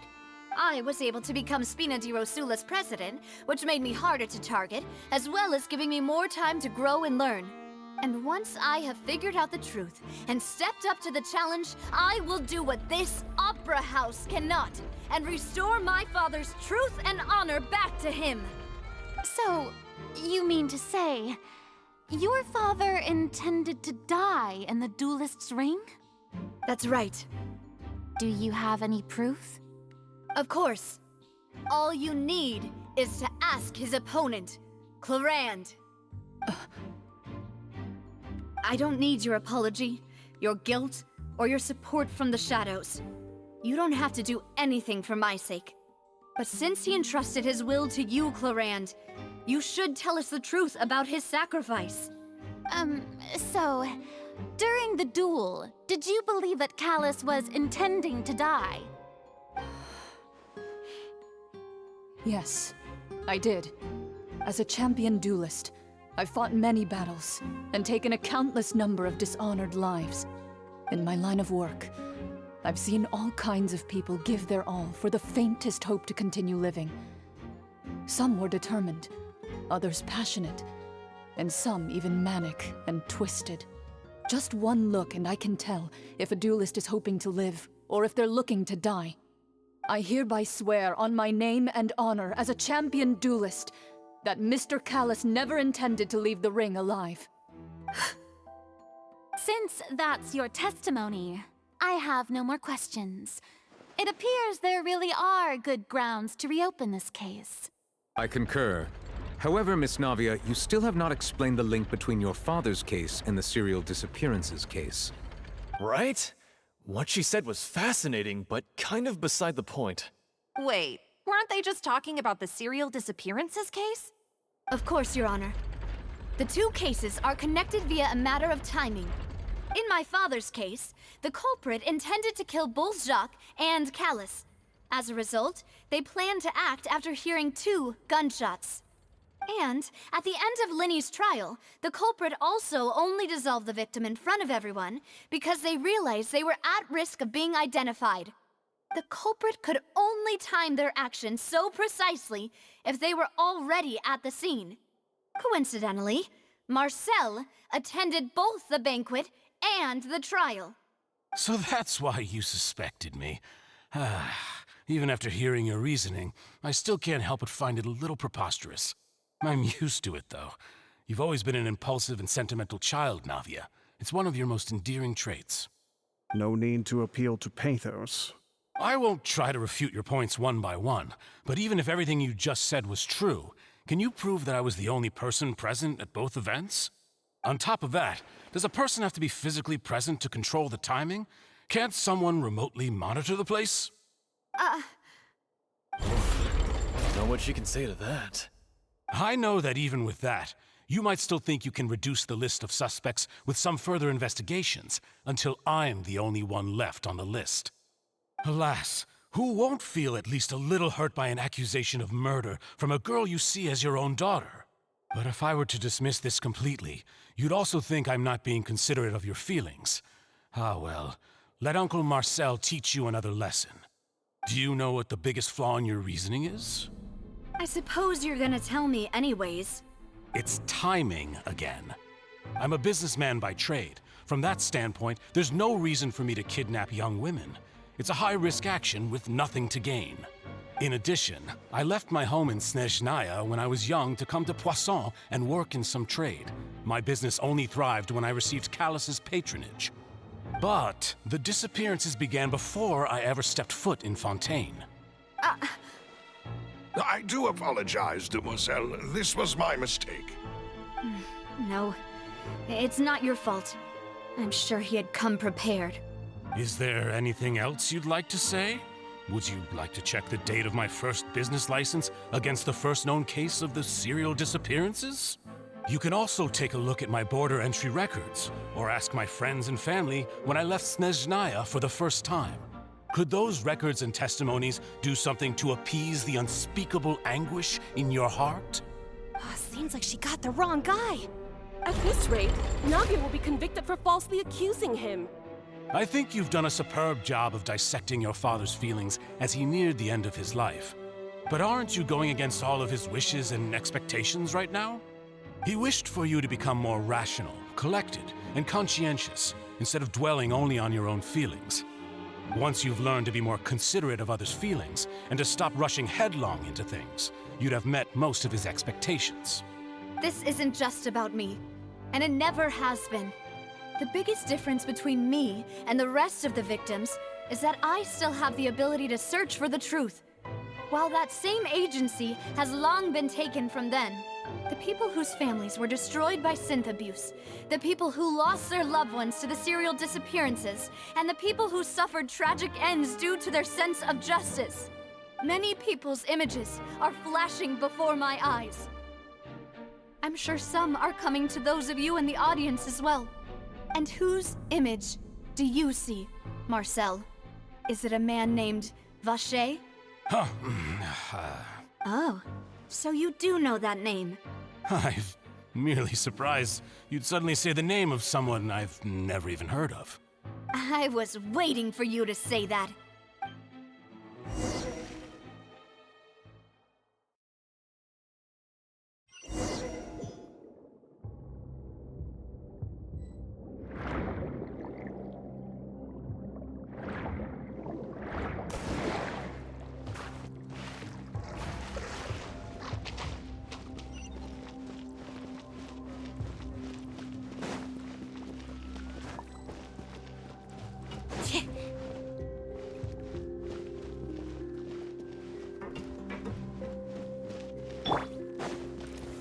Gather! Cue the spotlight! Busted. Game's up. Fun's over. My apologies. Yeah! Ha!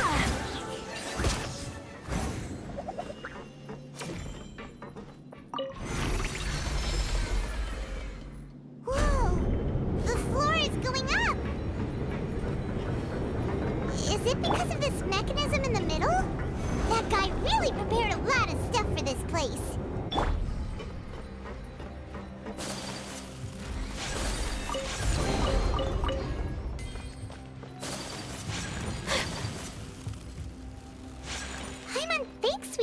up, but Paimon doesn't see a way. Let's take a look around. Maybe we'll find a hidden mechanism that'll show us the way up.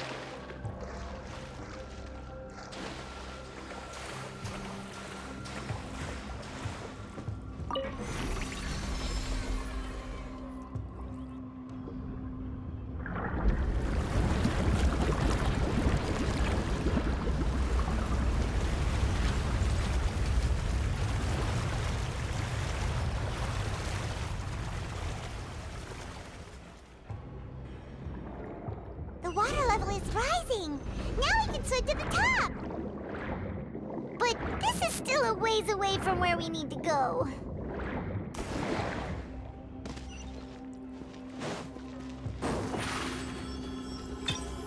Over here! Solidify! Be amazed! Here comes the catch. Gotcha. Whirling snow!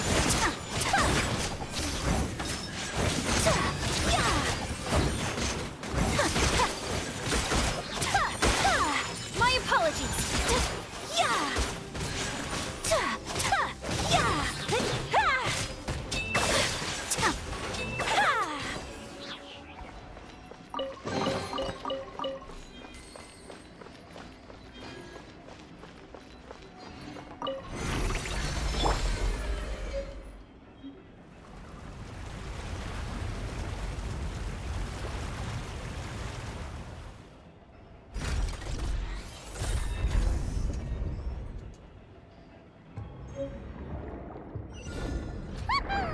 Now the path is clear. Let's go!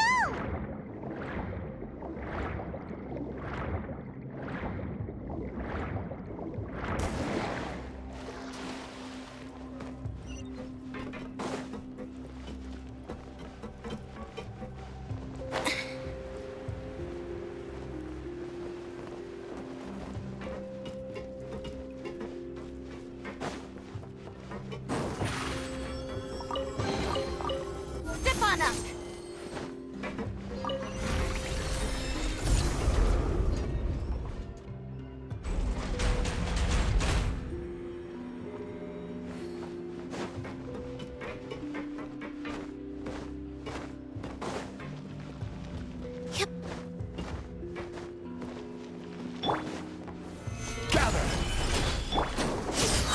Over here! Cue the spotlight! Things are about to get dicey. Whirling snow! Kamisato art! Sumetsu! Ha! Ha! Ya! Ta! Ha! Ta! Ha! Ya! Ha! Ta! Ya! Ta! Yup.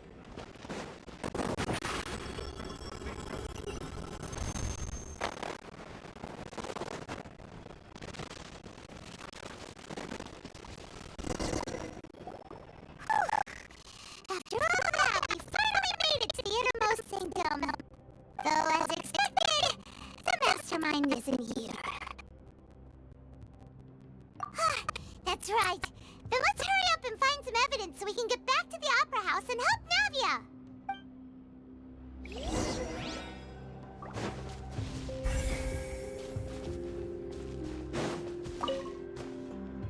What's all this? It's a bunch of really cute things. Pink accessories, a hair tie, a necklace, even a makeup box.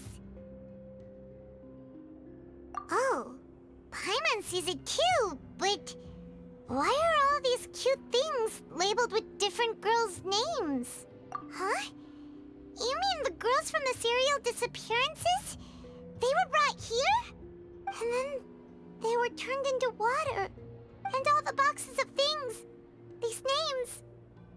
That means... Oh, this is terrible.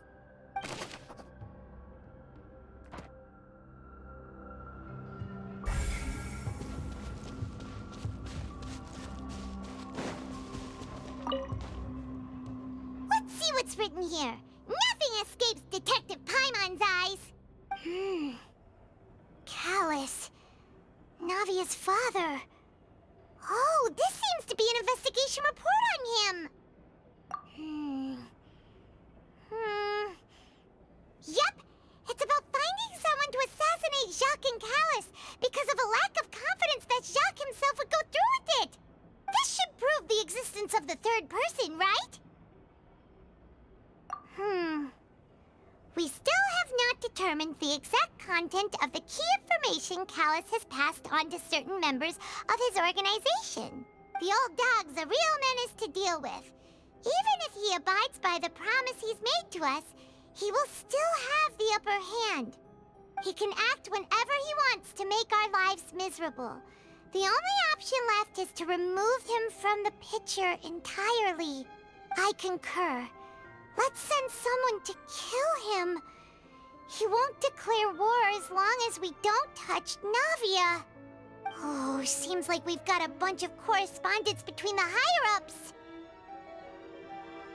They're all just so evil.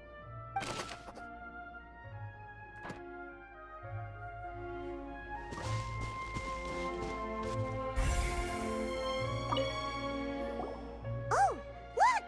There's an important-looking basin over here, and it's full of water. That means this is where they make all the synth, and that special water is the main ingredient. If you dilute it with normal water, you'll get synth, but the pure stuff can dissolve a human. Paimon will take notes on this incriminating evidence.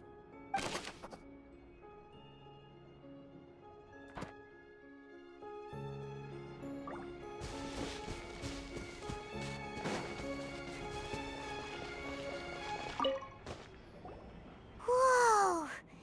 There's so much synth here, and so many bottles of ingredients that probably just contain the waters of the primordial sea. Mixing in progress, ready to drink, stock sample? Huh. They've also got all the synth pretty clearly labeled. Whoa, there's even fruit-flavored synth? Yep, it's super obvious.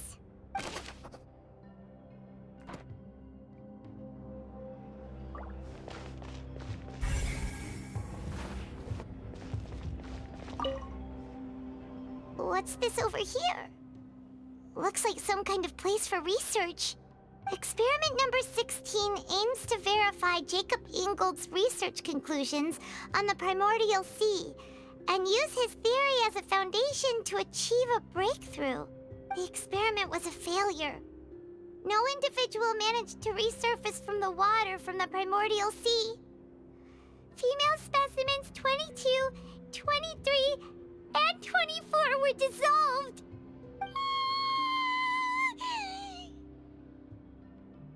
Sorry, Traveler. Paimon will try her best. It's just that Paimon's never read something so scary before. How could someone write something that terrible in such a matter-of-fact tone? You read the rest. Paimon's too scared to keep going.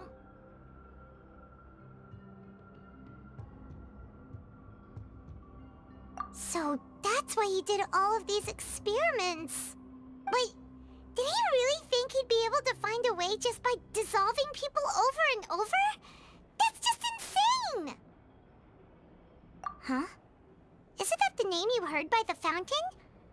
Paimon thought he was an eyewitness in the serial disappearances case. Ah, you mean Vacher is the one who did all of these... experiments? So that's it! Vacher was no victim, but personally took his lover and... No, that's not it either! If that's the case, why would he want people to resurface from the water?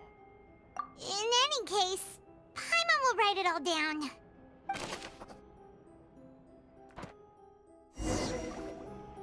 We've looked at almost everything it seems like our theories were spot on.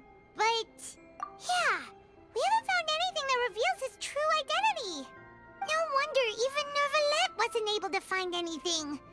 Whoever it is probably destroyed everything to do with that name a long time ago.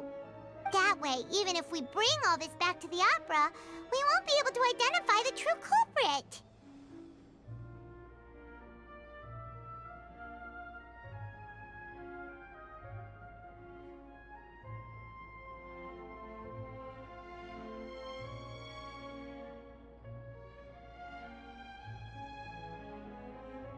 Sure thing.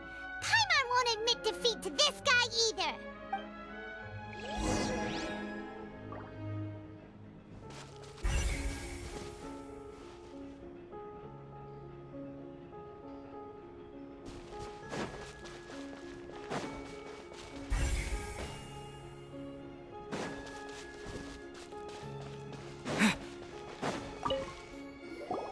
You take that side and Paimon will take this side. Check everything carefully. We'll find something for sure.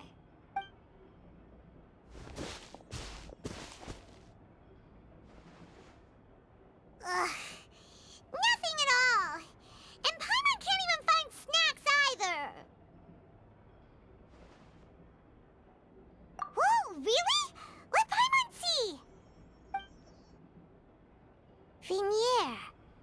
Isn't that Vache's lover's name? Then you found her diary. Let's see. Aw, it's just a normal diary chronicling their love story. She was so sweet, too. Oh, Paimon feels even worse for her now. So many! A whole page's worth! But they're all crossed out. Was she unhappy with all of them? The final name she decided on was Marcel. Wait, but Marcel's pretty old. Has this case been going on for so long that he's Vache and Vignier's grown son? Hey! Paimon still hasn't figured it out yet.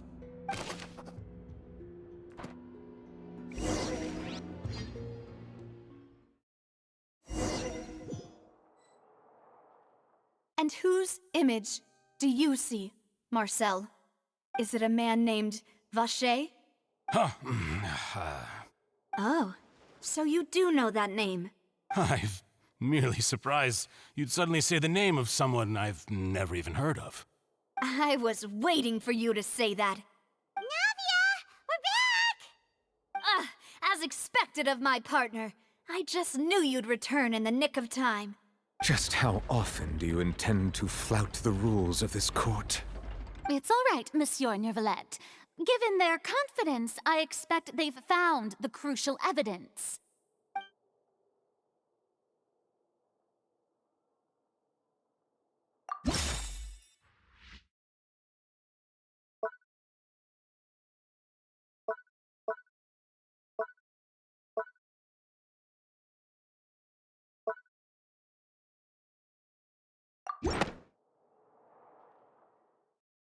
But the truth of it, Marcel, is that you've always been Vache. Huh? We've investigated your lair and we already know everything! After your lover, Vignier, was dissolved, you kept abducting young women to experiment on the hopes of bringing her back to you! You even created Marcel as a new identity and destroyed all records of your past as Vache! So that's it. Even the villains in opera performances rarely go that far. And with that, Marcel's motive has now been established. This information regarding your past also dismantles your prior timing defense. Well, Marcel, do you know where you went wrong? You fixated your gaze on the lover that passed away, instead of paying attention to the living people around you. So, you never noticed how we changed, or how we grew as individuals. You also never understood Boss's real expectations for his daughter. Or our determination to see things through. Your determination. Mr. Marcel, please speak up now if you would like to defend yourself. Otherwise, the trial will move on to the next stage. Do you really think I wanted to do any of this? Pay attention to you? What for? Have you ever paid attention to me? Ever empathized with my pain? Ever known how it feels to watch the love of your life dissolve right in front of your eyes? No one helped me. No one even believed me. All those decades ago, even the officers from the Maison Gardiennage were laughing at me. They said there's no way a human being can turn into water. So I must have gone mad from grief. Vignier's death was brushed away by all of you as if it didn't matter at all. Well, now you know, don't you? Ha! Well, it's too late now. All those who were dissolved are gone forever. You only have yourselves to blame. You set up this ornate opera house in pursuit of your so-called justice, your beloved drama, while turning a blind eye to the suffering of the people. Vignier is dead. We promised each other that we would always be together. Wherever she goes, I will follow. But I'm not from this blasted place, so I can't be dissolved, no matter what I do. Hey, is that water from the primordial sea that he's drinking? I can't dissolve! Can't dissolve! Can't dissolve! Do you all see? I can't go, I can't follow. So if I can't go where she is, what choice do I have but to try to bring her back? I did all of that, and in the end, that accursed Callus still got the better of me. I spent my entire life living on pins and needles, only to get stabbed by his idiot daughter at the very end. The suspect is exhibiting signs of mental distress. Guards, please restrain him. Don't touch me! Don't anybody come near me! I still need to save Vignier. A promise. We made a promise. Vignier. Vignier! Please, Vignier, don't think badly of me. All I want to do is fulfill our promise. At this point, the verdict of this trial is clear. With Mr. Marcel's conviction, the charges against Mr. Tartaglia no longer have any basis. Fine by me. I was in a bad mood, but after a show like that, I'm actually feeling pretty good. Traveler, please submit all the evidence you have collected to the guards, so that I might review and summarize the truth behind the serial disappearances case. The man now known as Marcel was originally named Vacher and worked as an adventurer with his partner and lover Vignier. During an underwater expedition, Vignier accidentally came into contact with water from the primordial sea and was dissolved in front of Vacher as a result. Vacher learned of the primordial water's existence through the work of others and began to kidnap young women for research, with the goal of discovering a method to restore Vignier back to life. To cover his tracks, he invented the new alias of Marcel and began to operate a business in Poisson. During the course of his research, Vacher discovered that a diluted concoction of water from the primordial sea can induce feelings of euphoria, and began to manufacture and market synth. However, as he accumulated wealth to fund his continued research and expanded the scope, he came into conflict with Spina di Rosula. After exchanging blows with Spina di Rosula for many years, Vacher decided to assassinate their president Callus at a banquet. Although the assassination did not go as Vacher expected, he was able to turn Callus into the murder suspect by dissolving the assassin he sent to the scene. And just recently, Vacher attempted to frame Linny as the culprit of the serial disappearances case, using a similar method. However, his attempt to frame Linny failed, and the power of water from the primordial sea became public knowledge. This case also exposed enough of Vacher's machinations that he was eventually successfully charged in court. Thus concludes the enigmatic history of the serial disappearances case, with the truth revealed to all. The Oratrice will now deliver the final verdict regarding the charges against Mr. Vacher.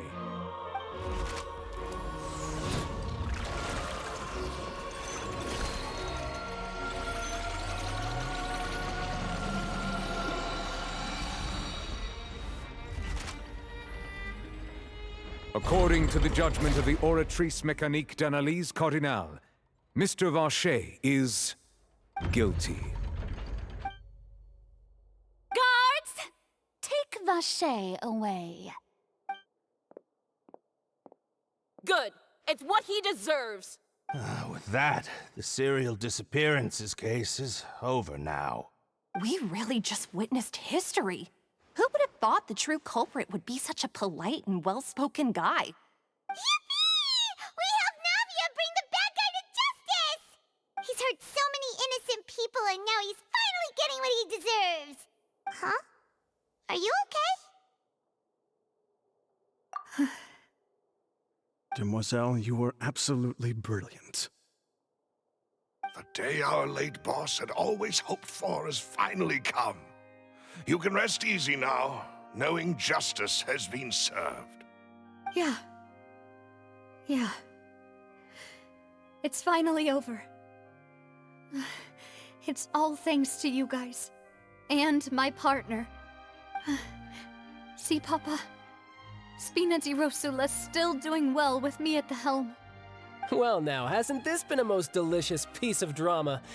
The villain has been caught, justice has been served, past wrongs have been righted, and it's a big ol' happy ending. Since it's been such a great show, I'll just let the false accusations against me slide. Either way, I've still got some business to attend to, so if you'll excuse me... Please wait just one moment, Mr. Tartaglia. What now? None of this has anything to do with me.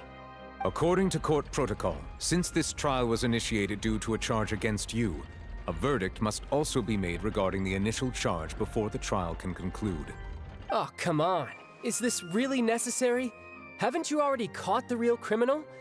Isn't it time for side characters like me to exit stage left?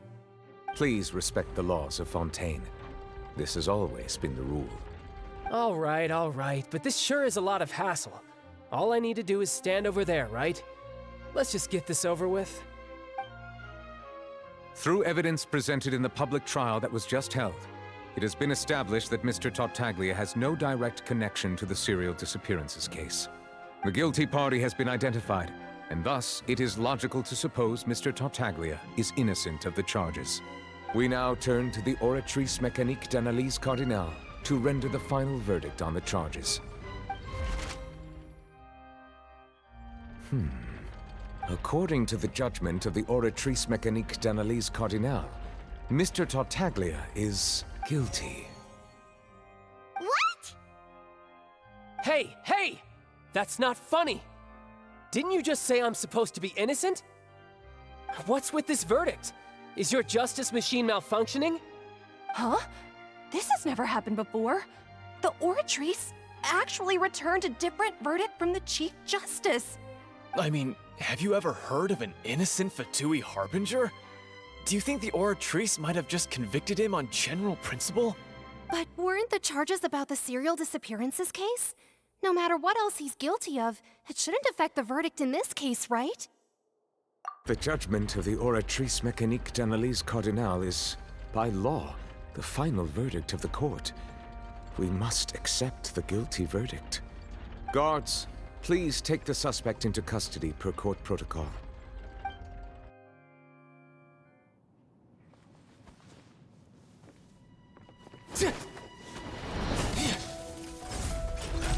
So this is how justice is done in Fontaine. What a joke. You've got your rules. Well, I've got mine too!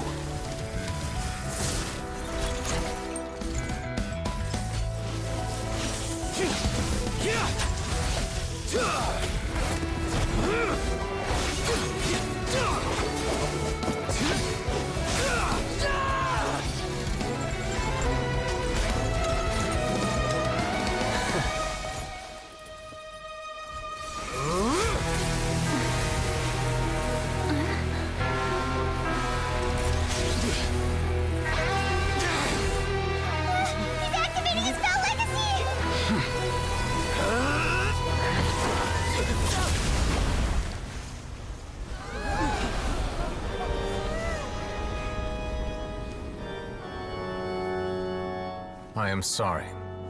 If you have been wronged, we will find the truth.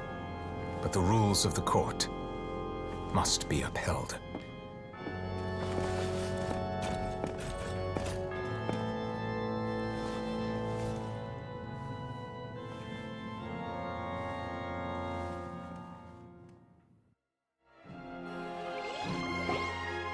Hey, Monsieur Novelette, what's going on? Shouldn't they have been cleared already? Apologies. This is also the first time I've encountered such a situation.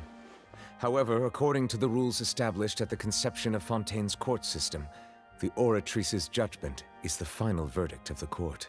All I do is follow court procedure. As for why the Oratrice arrived at the conclusion it did, you should probably ask someone more knowledgeable than me. Why are you looking at me? I had nothing to do with it! I don't know what happened there either! Hey, stop staring at me! What does Lady Farina mean by that? She says she has no idea either, but that's impossible. Didn't she create the Oratrice herself? Yeah, so are the verdicts reliable or not? Can results like this really be called justice? My dearest citizens, did you really think we'd allow an incorrect verdict to be handed out in this court? Did you really believe that the judgment could be mistaken or be the result of some sort of random mishap? Don't tell me you thought even I had been blindsided by the Oratrice's result. But the way she looked just now, it was pretty obvious she had no idea what was going on. However, given the state of things, I shall give you an explanation. Everything that just took place, including my supposed shock and bafflement, was a part of an elaborate performance, with every action meant to stir up drama and excitement. And, of course, for every performance there is a script. Everything has unfolded exactly as I expected from the very beginning. As the embodiment of the very concept of justice, the Oratrice shall never render an arbitrary judgment! If you thought Child had nothing to do with the serial disappearances case, it is only because you've been blinded by the superficial appearance of innocence. Everything he's done, not to mention the danger he poses, are beyond ordinary comprehension and completely unforgivable! All shall be revealed in time. You will come to understand my noble intentions, as well as the absolute correctness of the Oratrice's verdict.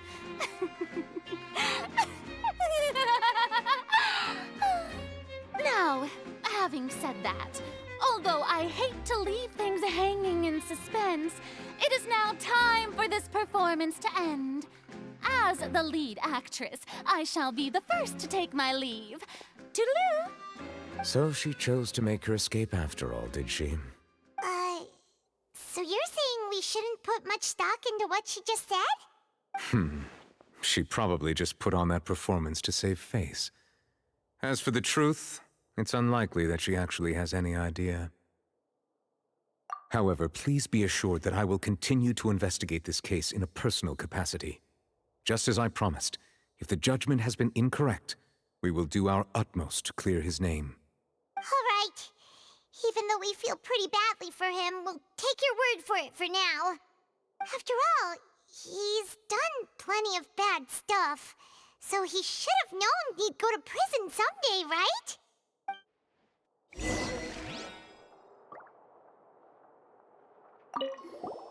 Oh, Monsieur Neuvillette! That power you showed when you took him down. Who are you really? I'm the Chief Justice of Fontaine, of course. If officers of the law lack the strength and capability to enforce it, then it makes a mockery of justice.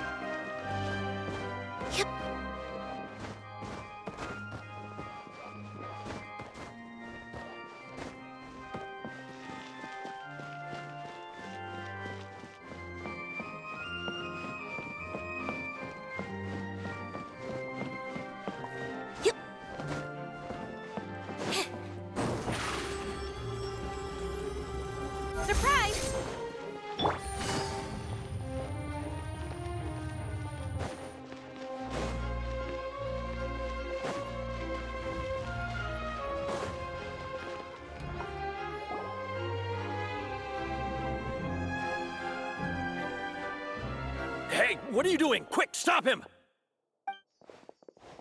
Traveler! Hey! Traveler! Marcel! What are you doing over here? Stop resisting arrest! Cease, or we'll add another charge to the list. No, wait! I just want to ask the Traveler something.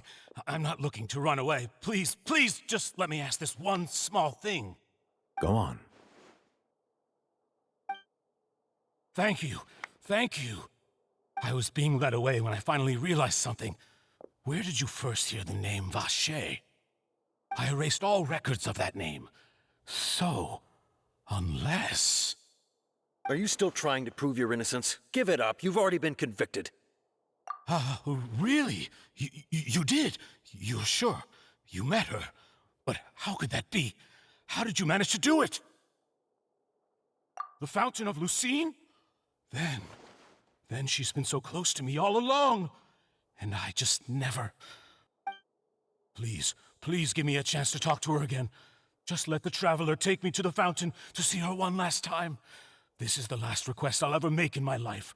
You can do whatever you want to me afterwards. I don't care. What? Give an inch and you want to take a mile? Do you think serial killers get to make requests like that? Paimon agrees. Why should we give him what he wants when he's only done a ton of super terrible things? This request, is it worth as much to you as your life? Of course! Wait, no. It's worth even more than my life. Humans. Will they betray the instinct to live just to satisfy spiritual needs? Very well.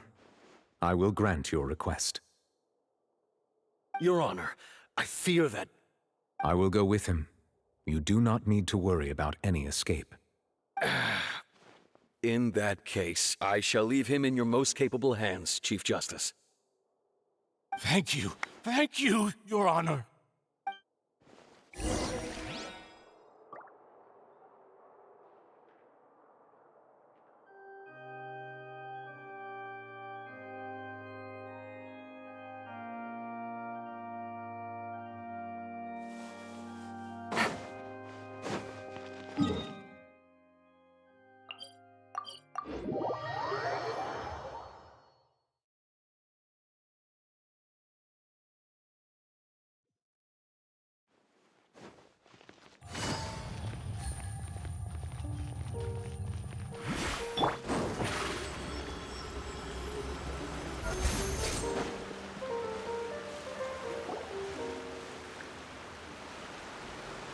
Is this the place? You said she's here, but what do I need to do to see her? Yeah, and even Paimon could hear her after drinking that thing. Didn't you just drink a lot of it on the stage as well? Oh, in that case... Vacher! Ah! Yes, that's it! So you heard it too! Vignier, it's me! It's me, Vacher! Vacher? Vacher! I'm here! Where are you, Vignier? I'm coming for you. I'm finally here for you. Hey, wait! Be careful! Hey, wait! Vignier, is that you? It's me, Vacher! Vignier! Vacher? Why did you come? Didn't I say? You don't need to look for me. You look a lot older than I remember. How long has it been? It's been more than 20 years. I've suffered for over 20 years since the day you left. All this time, only the thought of bringing you back has kept me alive. Nothing else mattered to me. I must be dreaming. Who would have thought I'd get the chance to tell you all of my feelings like this? Vignier, you are my everything. I really don't know how I could live without you. But Vacher, if you ask me, this world would be better off without you. What are you saying? If not for you, I would have finished my law degree and probably become a top-tier attorney one day. If not for you, I would have continued to pursue my love of the arts, and my works would have been displayed in the Palais Mermonia itself. If not for you, I would at least have been able to take care of my mother. And she would not have grown old and died alone, with nothing but the tears on her cheeks. It's all because of your selfishness, Vache. It's all because of you. You... Wait, you are not Vignier. Who are you? You're right. I am not Vignier. I am the sacrifices. Every woman who died by your hand, as our bodies dissolved, our consciousnesses flowed back to the primordial sea.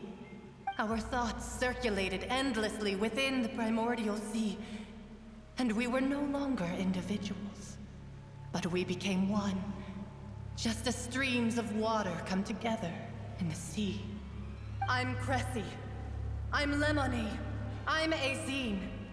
The only one I am not is Vignier. Why? But then, where is Vignier? She doesn't want to see you anymore.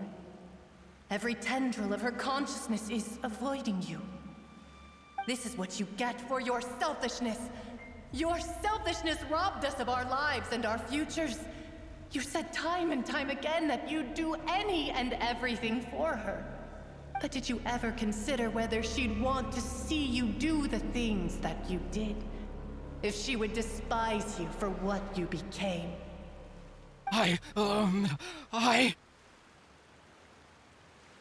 You are a liar, a heartless murderer, and a cowardly narcissist.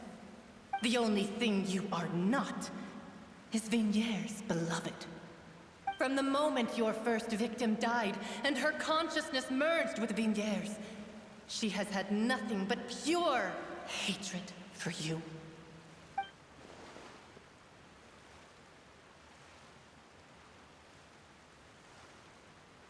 No! Vignier! She can't hate me. Let me see her, please. Have mercy. You still don't understand. When I said don't look for me, that came from the real Vignier. She really doesn't want to see you anymore. But on top of that, she also said that because it's her final drop of pity for you. She said that because she knew that if you did come here, we will show no mercy to you. Vache. Vache? Vache. Vache. Vache. Vache. Drown.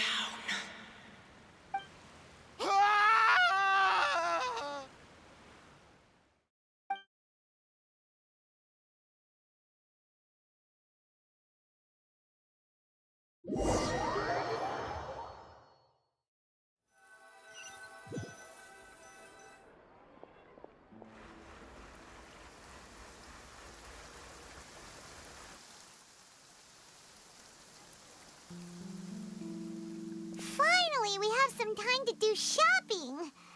Gosh, it's really been a long time since we've been able to relax.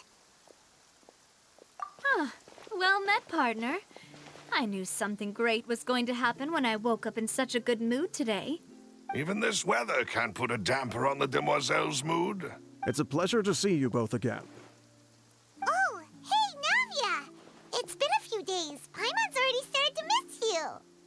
Oh, now that I believe. I'm easy to work with and always bring home the bacon. Who wouldn't treasure having a partner like me?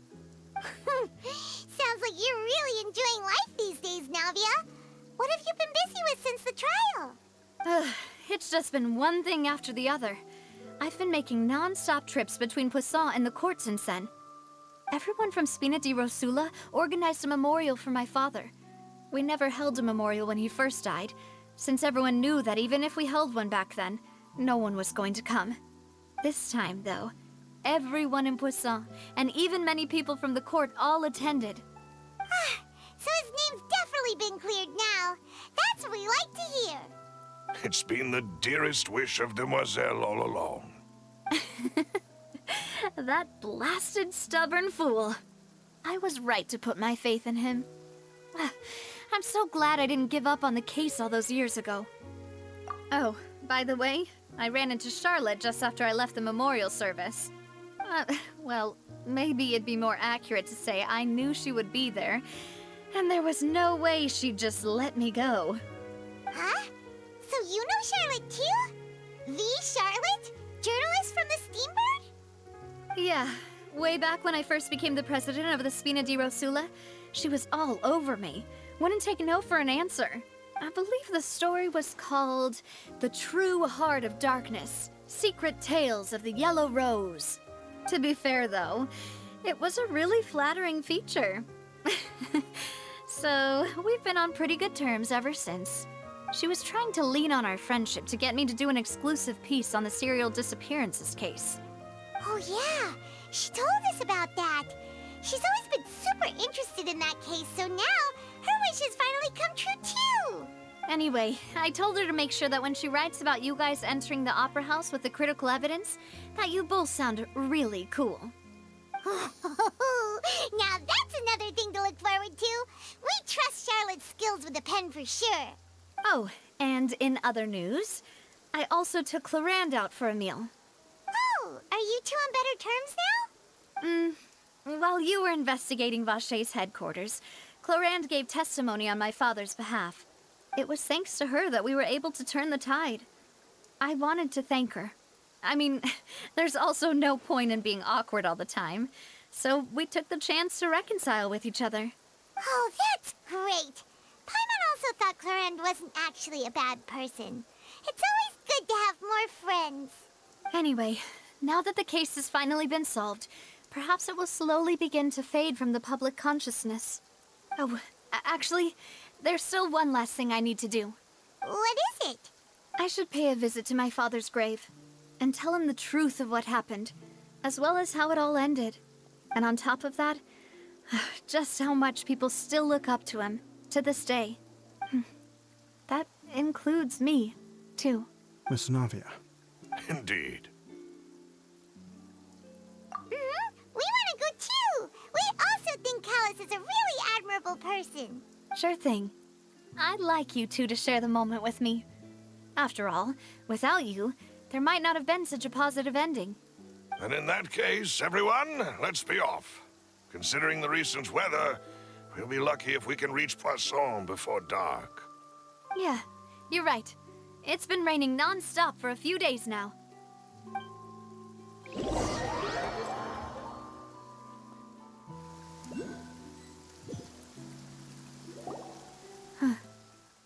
This is where my father's grave is.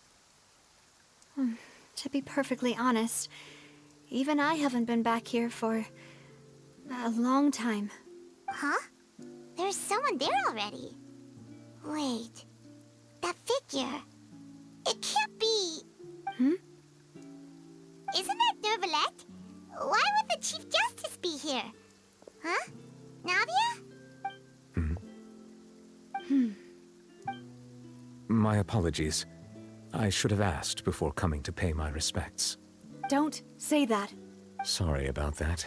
Oh, I was trying to say there's no need for you to apologize. I wanted to show my father how much I've grown. But still, I doubt I've grown to the point that even the Chief Justice would feel compelled to apologize to me over and over. In that case, I will stop apologizing for now. You really could use some pointers on understanding human emotions, Monsieur Neuvillette. In any case, why did you come to Poisson? Well, ever since that day, I've been turning a question over and over in my head. Just what is justice, anyway? There was once a time when I didn't want to believe that there could be anything more important to humans than life itself.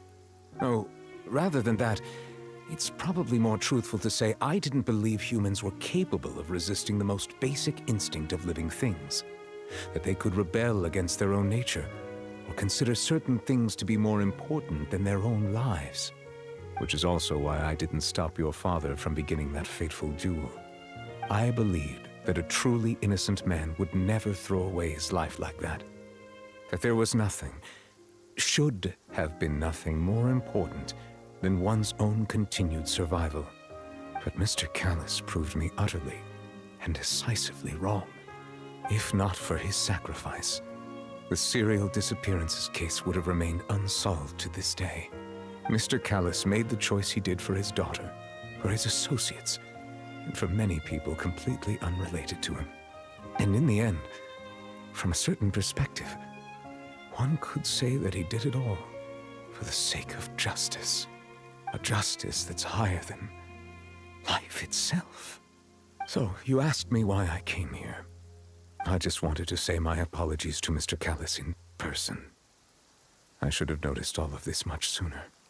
This regret has filled me with a sadness that has haunted me for days. That high and mighty chair in the opera Epicles indeed insulates one from many important things. Spina di Rosula, thank you so much for your hard work and perseverance. I'm sorry for being mad at you before. So, you're actually one of those types that's cold on the outside, but pretty thoughtful on the inside, huh? That reminds me of Silver, one of my guys. Sorry about that. Self-expression is not one of my strong suits. Didn't I just say you don't need to apologize? Ah, so Navia and Neuvillette seem to have made their peace as well. Let's not disturb them for now. We can wait till after they're done.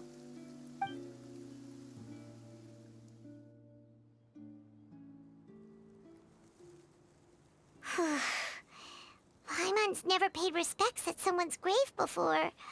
Did Paimon do anything rude there? Huh? Oh, Paimon didn't know that was a thing. But Paimon doesn't know what she would do if she can't fly. Oh no. Paimon hopes Miss Navia won't be too mad. Anyway, Neuvillette is still standing around there. It's not often that we can catch him alone like this, so why don't we go talk to him for a bit? If we can't talk to Lady Farina, we can at least talk to him, right?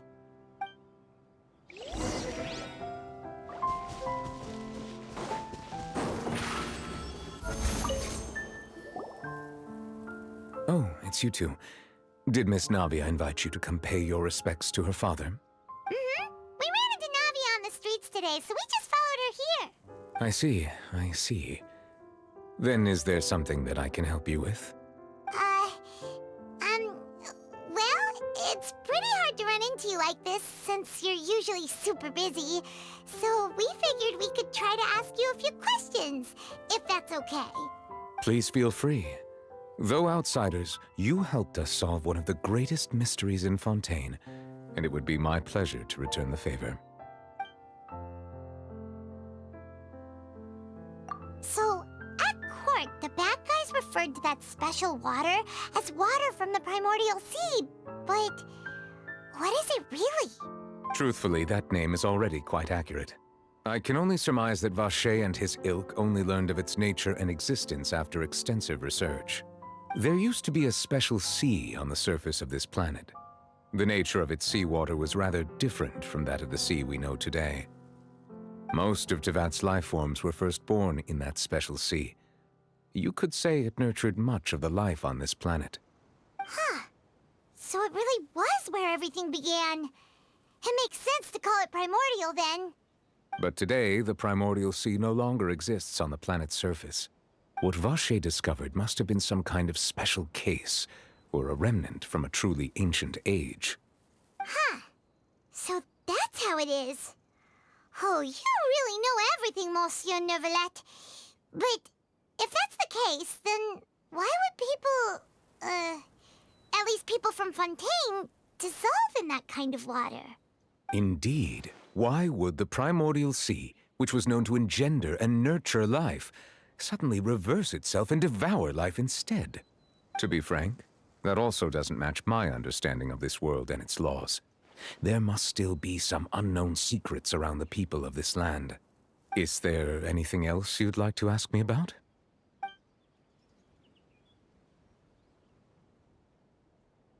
That the sea levels will rise and everyone will be dissolved in water, leaving Farina crying alone on her throne, but the sins of the people will be finally washed away for good. Does that appropriately summarize the version you've heard? That's right! It was Linny that told us back then. And that about covers all the main points. Yes, up to the present, I think we reached a point where we have no choice but to confront this prophecy directly. Rumors have it that this prophecy is rooted in the last words the former Hydro Archon left to the world before she passed away. A prophecy? Of the former Hydro Archon? Wow. This is the first time that we've ever heard of it. 2 parts of the prophecy have already proven correct. The rising sea levels and the ability of the people of Fontaine to be dissolved. We should be more vigilant and stay on the watch for further signs. Speaking of the prophecy, Farina has also always taken it quite seriously. Indeed, she has been collecting information and intelligence from across Tevat for this purpose. If the rumors were true, then perhaps this prophecy is the conundrum left to Farina by her predecessor. But with Farina being the way she is, can we really trust her to solve it? Is there anything else you'd like to ask me about? My apologies. My investigation has still not reached its conclusion.